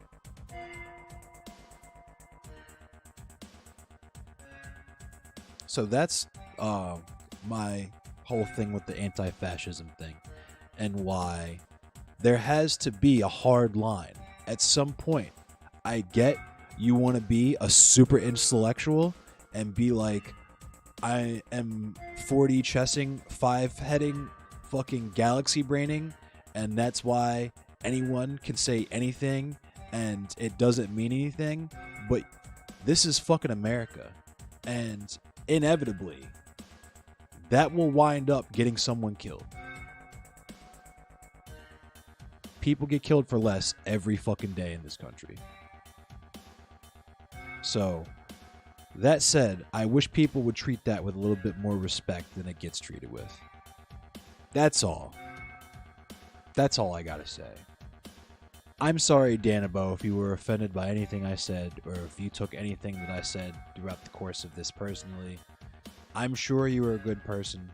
I'm sure you have a family and friends that love you and appreciate you. I'm sure you do great work for the streamers that you create discords for and platform and give new audiences to, including myself. I'm sure you do excellent and amazing work with your nonprofit. However, what you were doing with this politically provoked shit, how you are handling this from where I am sitting, is irresponsible at best. Charitably. That's all.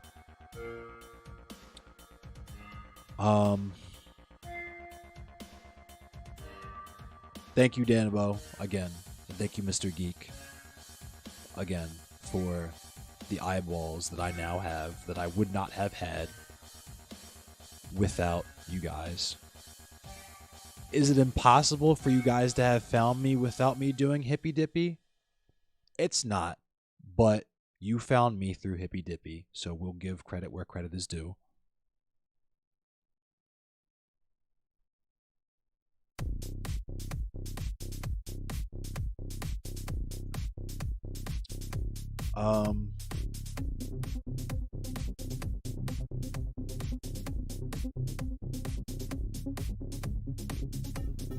And that gets into the story of my radicalization. How did I even end up here in the first place, right? How did I acquire these politics?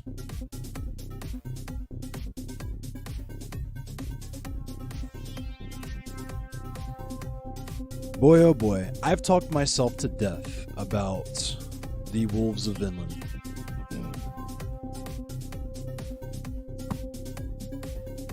And you know what? Why not spin the block one more time on these goons? Just because I have a new audience now, and a lot of you may not have heard of this group before. You might be wholly unfamiliar with these concepts.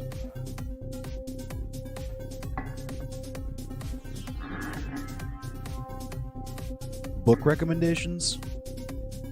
Read Huey Newton's Revolutionary Suicide. Fuck the Wolves of Vinland, yes.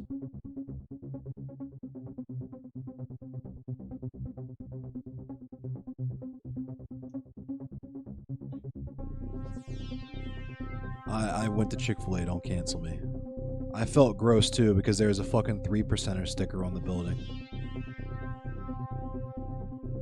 But I can't eat solid food yet, and I needed something, and they have chicken soup, so.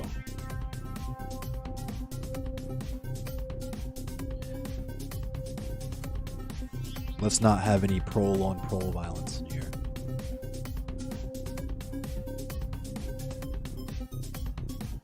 Other than the violence that I've contributed to by giving my prole dollars to Chick-fil-A, I guess.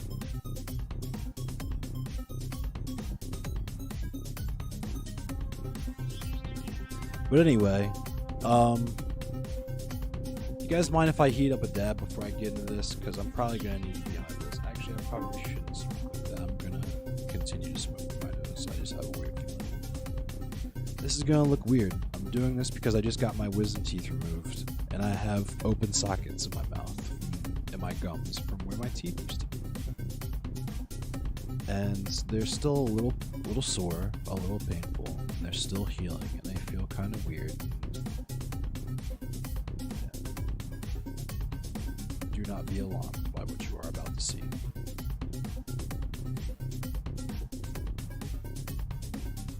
This is me taking medicine.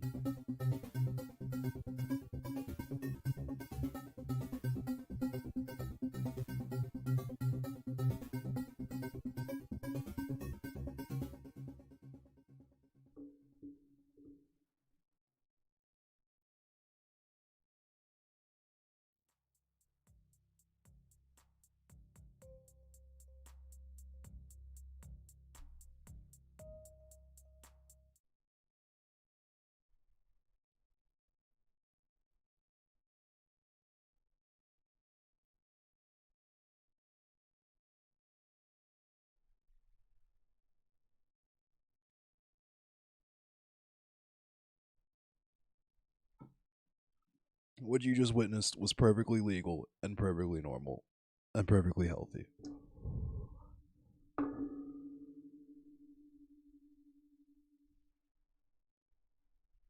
Alright, so here we go.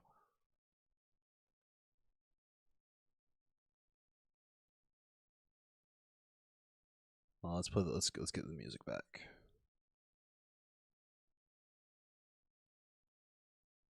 And maybe I'm being irresponsible with my platform. Please let me know if I am. I probably am.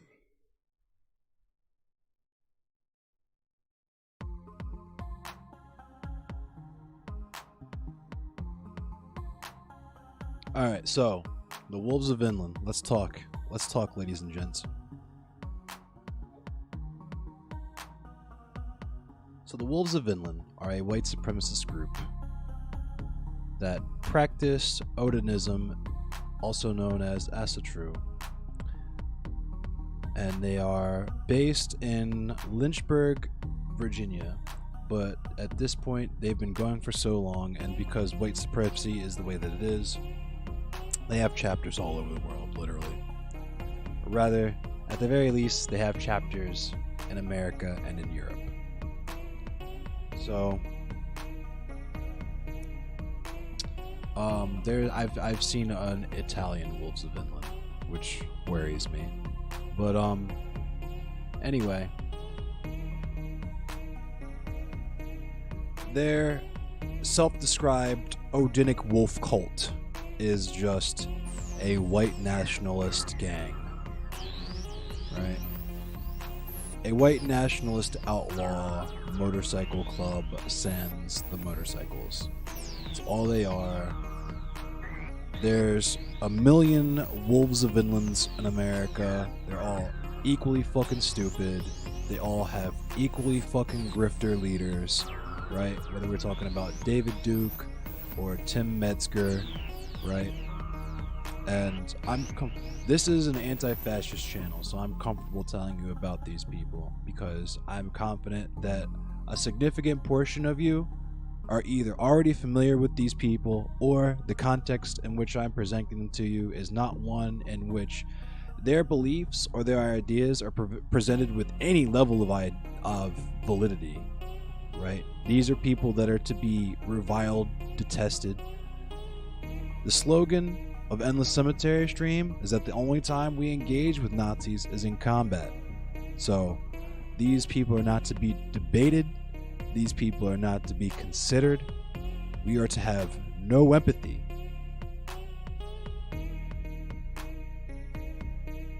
Whatsoever for these people. They are not even people.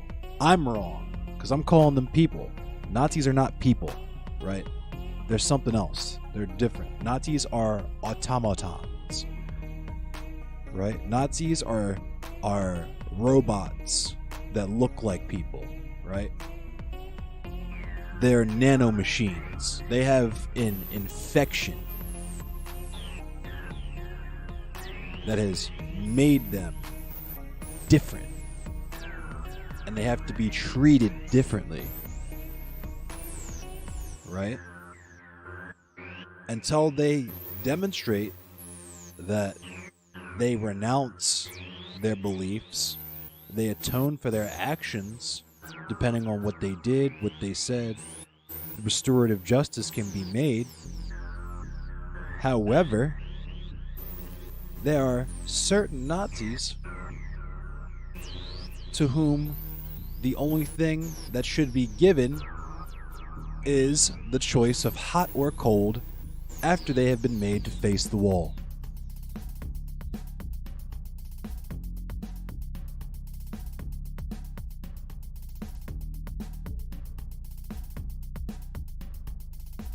That said,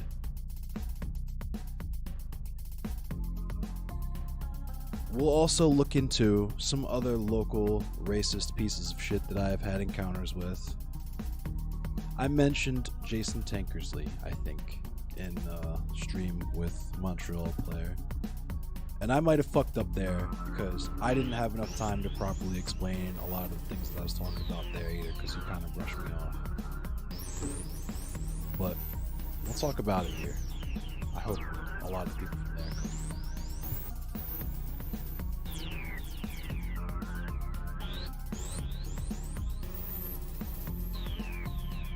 This is a man. We'll look at the Southern Poverty Law Center. It's usually a pretty good resource. Pretty pedestrian, but most of you are pedestrian when it comes to this, so we'll stick to this.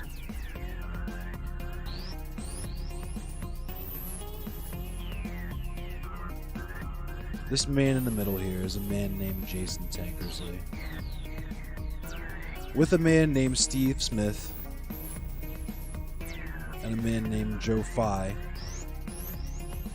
Jason Tankersley here in the middle is the leader of Maryland Skinheads.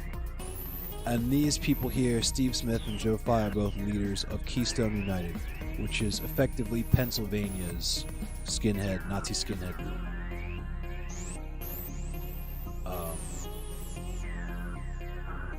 I have not shared a room with this person, but I know several people who have.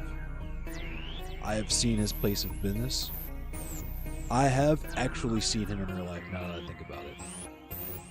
We were not in a closed room together, but we were definitely in the same area.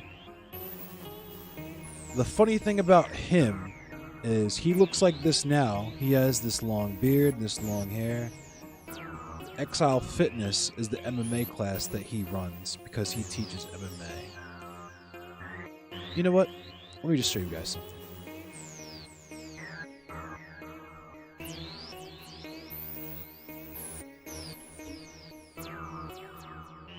He'll look a little differently in this video, but you'll recognize the eyes and the face.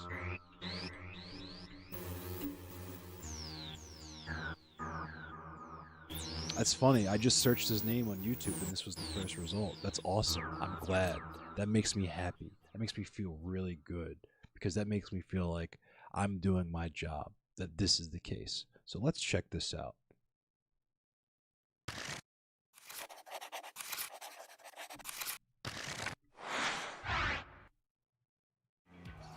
Their goals are ambitious. Overthrow the government, rebuild as a segregated nation, and put the white race firmly in control. They are the racist skinheads, and their numbers are increasing. Well, yeah, we are haters. You know, we do hate you. It's time to leave and get out of our face, or you're going to suffer the consequences. Their recruitment techniques are both powerful and far-reaching. Leaving behind the conventional uniform, they've learned to blend into mainstream society to attract new recruits. You know, we had a run with the skinhead thing, and it was fun.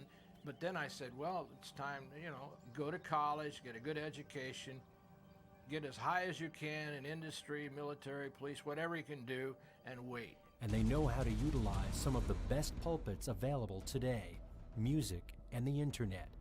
And many of America's youth are listening. Kids are vulnerable. They're impressionable. You can give them a worldview at that stage in life that they will act on pretty convincingly for a long, long time. I mean, any cult recruits at that age. Online, the racist skinheads often code their messages to... Whether it's through anime or whatever, it doesn't have to be just music. It could be whatever subculture exists online, and online's the easiest place to do it. You don't even have to go anywhere. You just do it through the computer. Create an in-group of knowing people. RAHOA stands for Racial Holy War. 1-4 signifies the 14 words that stand for the racist skinhead main mission. To symbolize Heil Hitler, they use a numeric code based on the 8th letter of the alphabet. HH is coded as 88. White supremacists are very visually oriented. I mean, you can think back to the Third Reich and how visually oriented the Nazis were. They want people to notice those symbols, and they're designed to cause fear.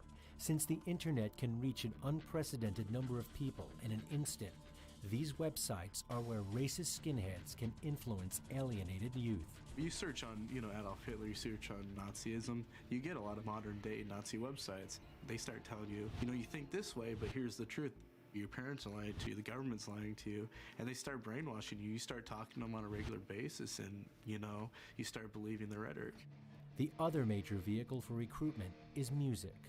Culture, who's that guy? In particular, is a way to reach the ears, if not the hearts, of new generation, because it's the music of rebellion.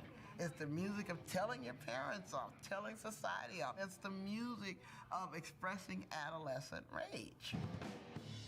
Label Record 56. companies like Label 56 are impacting America's vulnerable audience. Probably our most popular genres right now are hardcore and metal. That's more or less like hitting someone over the head with a 2x4 to get the message across. The lyrics are very shocking, they're very brutal, but sometimes that's what it takes to awaken a young kid. Label 56 claims to run the second largest white power label in the U.S., selling thousands of CDs every year to an international audience. It really doesn't concern us too much who gets our material. Obviously our material is available to the public. Books don't kill people, movies don't kill people, music doesn't kill people, and guns don't kill people. People kill people. With violence at the core. Notice how the Nazis use that same anti-censorship rhetoric, right? And herein lies the conundrum, right? It's bad enough when you're speaking their language, right? You're already using their symbols, but then I find out you have members of their ranks among you?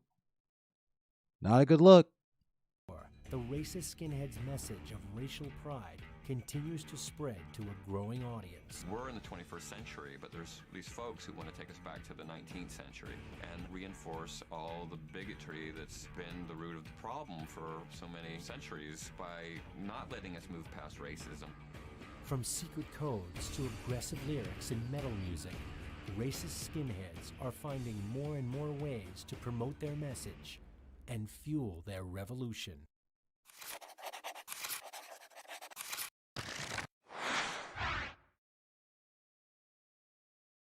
So, yeah.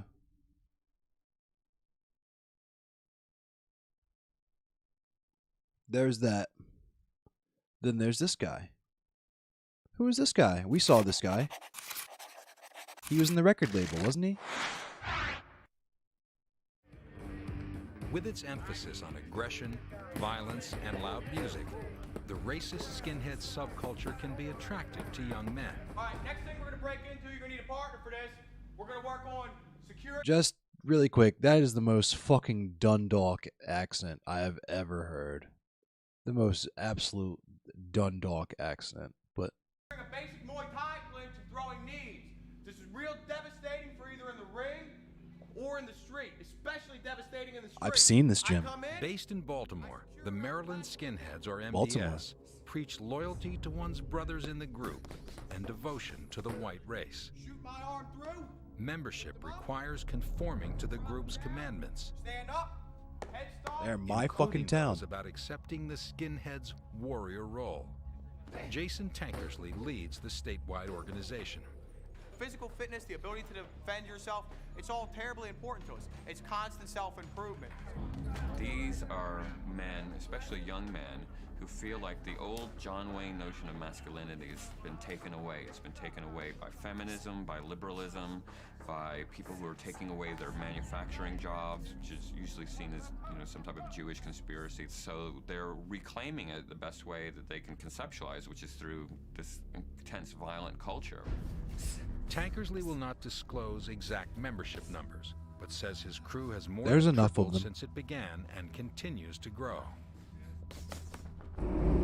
Tankersley is cautious about who joins the club. And I look for, basic physical conditioning. They have to be a tough individual because that is the type of club we are. Again, we're not just a political organization. So that's very important. And also, sacrifice. They have to show that they're willing to sacrifice for the club. The men attend regular training sessions and wait a year before becoming They a also do full-fledged steroids. member. Tankersley uses this time to weed out prospects who aren't truly dedicated to the cause. If I can have everybody quiet down, come on in here. Today, a recruit named Chris finally becomes a member. Guy's hard as nails. He's done everything we asked him to do. So now's the day we're going to go ahead and patch him in, make him a full member in the MDS. Chris, you'd like to come on up here? MDS stands for Maryland Skinheads.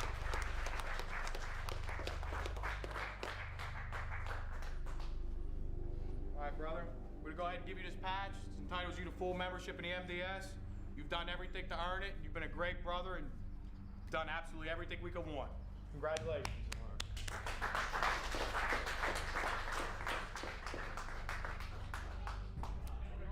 As a brother, Chris is expected to support all group activities and, most importantly, help increase membership.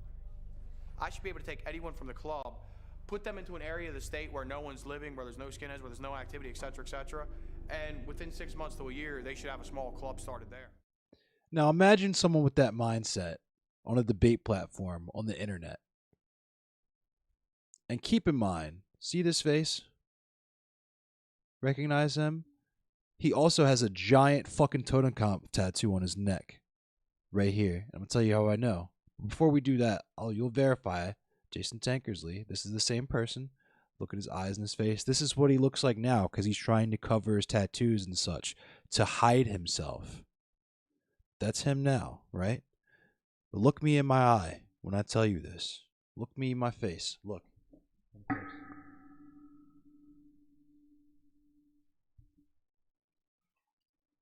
Look me in my eye so I can let you know for 1000% dead ass serious that I've been close enough to that man to smell him.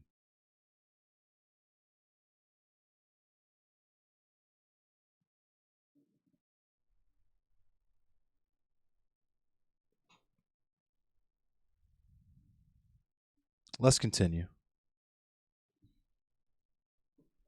Yes, the Wolves of Vinland did contribute to my radicalization in terms of anti-fascism.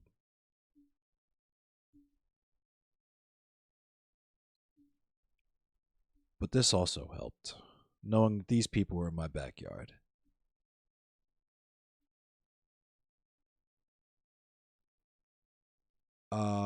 There's a funny intersection as to how I came to know of these people and how I actually interacted with them, which I'll get to in a minute. We'll bring up the Wolves of Vinland.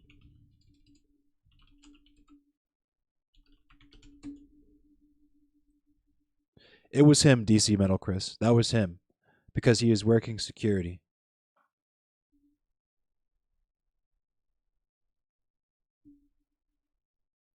Yeah, crazy, right?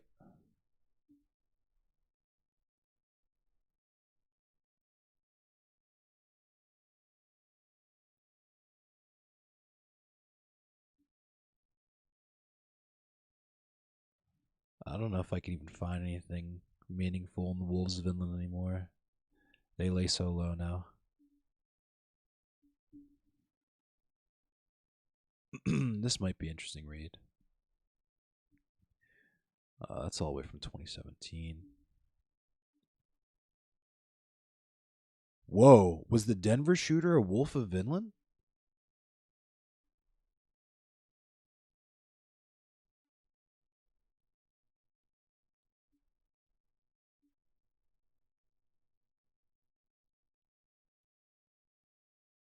No way.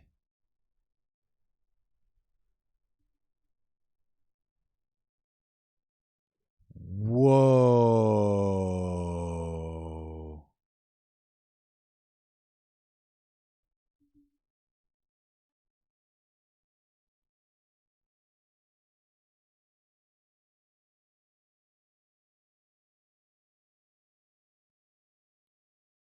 Yeah, he had. I didn't know this until just now. Wow.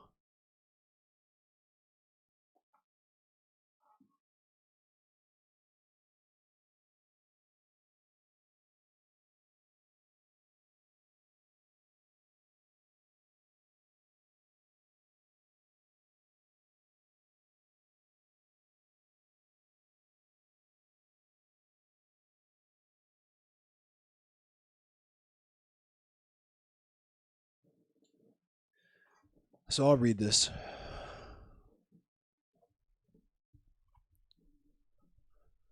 On the 27th of December 2021, Lyndon McLeod shot and killed 5 individuals in Denver, Colorado before being shot and killed by a Denver police officer. Yeah, MDF is literally its own Nazi festival that nobody really wants to talk about, but Maryland Death Fests. Nazis come to Baltimore to go to Maryland Death Fest. This is not a secret. This is not a controversial statement.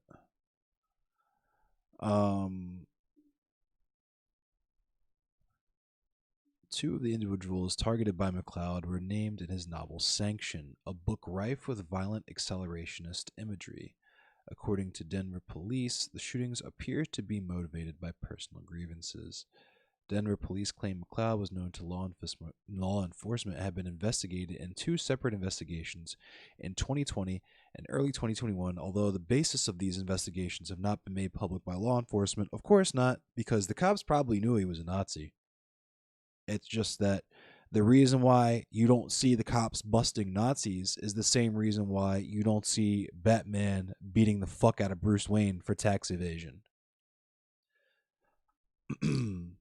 Evidence suggests McLeod was deeply influenced by the misogynistic, pro-masculinity culture which pervades the alt-right's so-called manosphere, particularly the views of Paul Wagner, a co-founder of the Wolves of Vinland, Jack Donovan, author of The Way of Men and a former member of the Wolves of Vinland, and Jack Murphy, Claremont Institute Fellow and founder of the international men's organization, Liminal Order.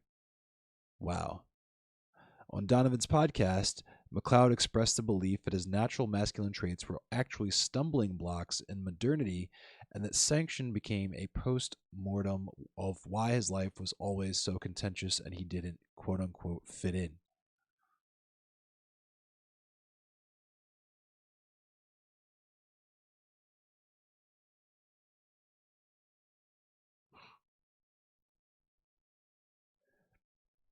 McLeod also appears to have been linked to two organizations. He posted materials on his social media accounts related to the Wolves of Vinland and to the group's feeder organization, Operation Werewolf. Wow.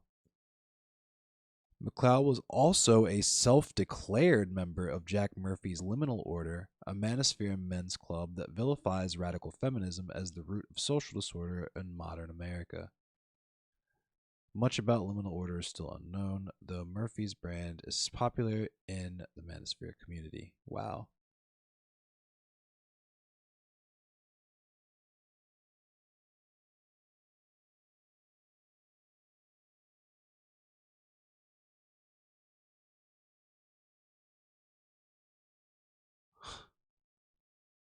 Wow. So yeah, Paul Wagner, the guy that influenced this guy here, this name, Paul Wagner. Why don't we drag that up into Google?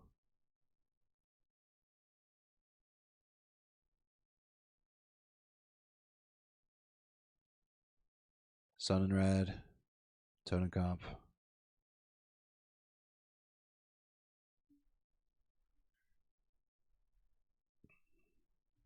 I've been in the same room as this guy.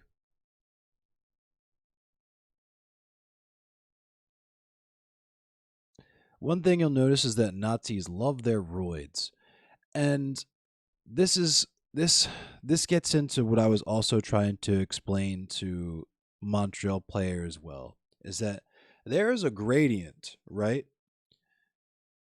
of shittiness, right? We can start off with the most obvious example in this space would be like Caitlin Bennett, right? But we can get to Lauren Southern. We can get to Britt from Politically Provoked. We can get to Nick Fuentes because he is meaningless but is a voice in the space, right?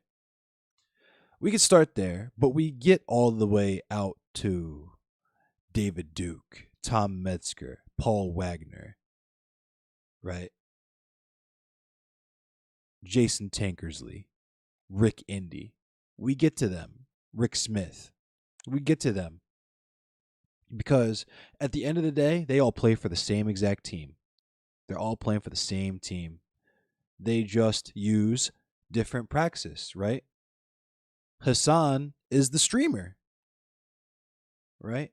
You have him, and if this were like some kind of other country that had leftists that actually are about something, you might have a leftist militia, a communist people's party that were armed and trained doing stuff like, I don't know, robbing banks.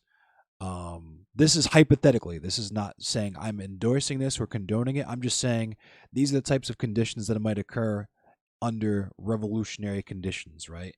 If communists had the same level of conviction as right-wingers do in America, right? But they would be playing for the same team, yes? They would be pushing for the same goal, just using different means to accomplish it, right? We would understand that analogy, right? But here, we have to employ our appeals to free speech and anti-censorship to make sure that the entertainment wing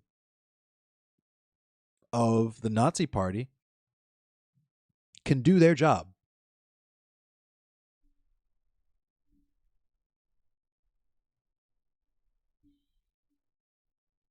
Because at the end of the day, this all leads to what I was talking about and why I emphasize these things so much and what I referenced when I talked about Schrodinger's Negro is because I exist in a constant state of both life and death, because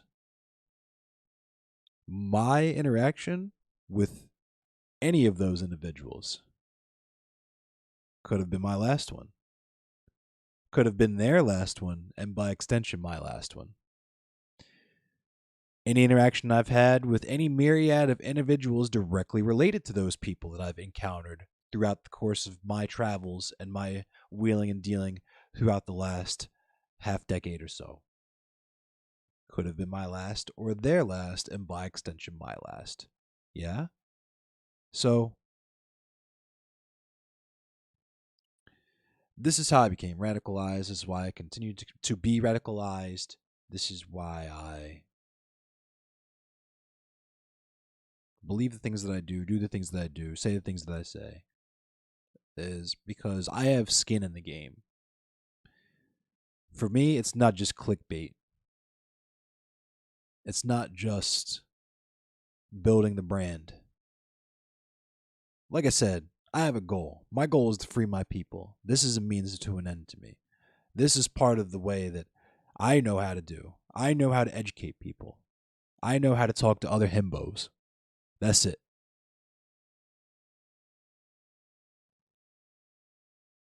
The other things I'm skilled at, I can't talk about. So, that's basically where I'm coming from. Good article from Wolves on Wolves from 2020.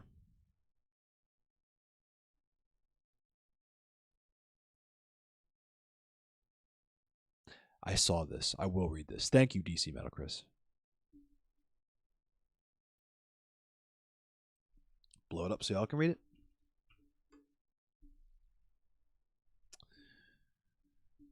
And of course, it features our boy at the top of it. The other thing to know is that all the people I've mentioned, these quote-unquote leaders, the one recurring thing that you should, it's long, I won't read it all. I'll just skim a little bit of it because I'm going to head off to bed. But I also want to impress upon you this point too before I let you guys go and before you guys leave, is that the one thing that you should have noticed that was recurring between all these individuals, whether we're talking about this guy's, you saw Operation Werewolf mentioned, which was this guy's like little clothing line or whatever. Jason Tankersley has his classes and he runs that record label with Rick Smith, Rick Indy, right? They all have some kind of hustle. They're all selling something, right? They're all grifting. They're all grifters. It's all an LL. Literally, the Klan, the literal Klan, the KKK, started off as an MLM, selling Klan branded hoods and linens and sheets and shit. No bullshit. Look it up. Right from the start, the Werewolf Elite program is billed as your last chance. Not just to take control of your fitness, get your finances in order, and meet life goals, but for manhood, for total life reform. TLR. Damn, they even came up a little. I will say, that's damn good marketing. The Werewolf Elite program, damn, is the latest package for purchase from Paul Wagner, co-founder of the far-right Odinist cult the Wolves of Vinland, and proprietor of a growing family of fitness, lifestyle, and spirituality products built around his carefully cultivated outlaw persona. Wagner's various self-help programs have become a strange pathway to far-right ideas, normalizing them by appealing to insecurities, subcultural signifiers, and desire to build strong friendship circles. Just as happened in the pickup artist community, where lonely men were introduced to the anti-feminist ideas in the manosphere, when tuning in to learn how to pick up women, Wagner's programs build on the appeal of strength and loyalty to connect self-improvement with far-right ideas about racial tribalism.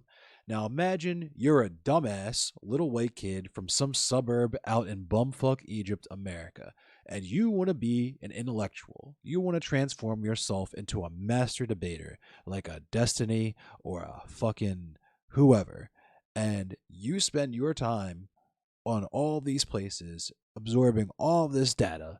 Meanwhile, you exist in the conditions that contribute to the normal pipeline, to the alt-right, for all other white men in niche spaces that are fucking stupid and looking for people and things to believe in and adhere to, right? Now, what happens when you present someone like a Brit from a politically provoked, right?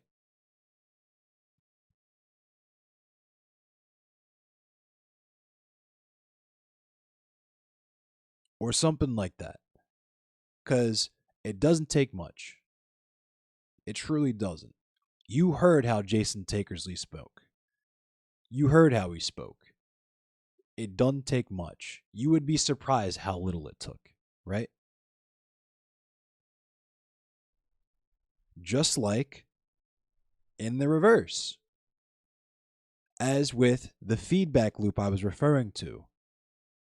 Marginalized people, the reason why we organize the way that we do is because we benefit from it, right? Mutual aid. Those people are under the impression that they will somehow benefit from whatever these people are selling. Hypermasculinity, white supremacy, ethno-nationalism, whatever the flavor of the week talking point of Nazis is today, right?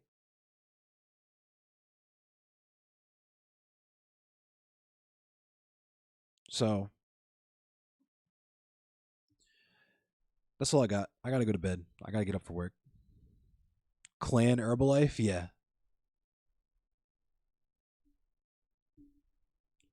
Thanks for rocking with me, y'all. I know this was kind of a weird one. It was late. Sorry it was so late. But yeah, I think this was a good one too. Thank you, James TV. Thank you, Kuma. Thanks, Alex. Thanks, DC Metal Chris. Thank you, Big Richie Lizzie. Thank you, Naheev. Thanks, everybody, whoever's here. Let's figure out who we're gonna bless with the raid. I've been raiding the bigger streamers. I'm gonna raid a small streamer tonight, especially because I have a pretty decent amount of you. I got 10 of y'all. I want to raid somebody small, but they'll be cool. Don't worry, you'll enjoy their content. It's not gonna be like pity raid or any crazy shit like that. It'll be somebody cool. Let's see.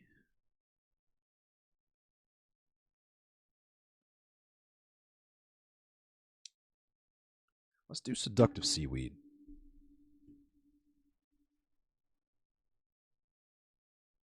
Yeah? Y'all want to see Seductive Seaweed?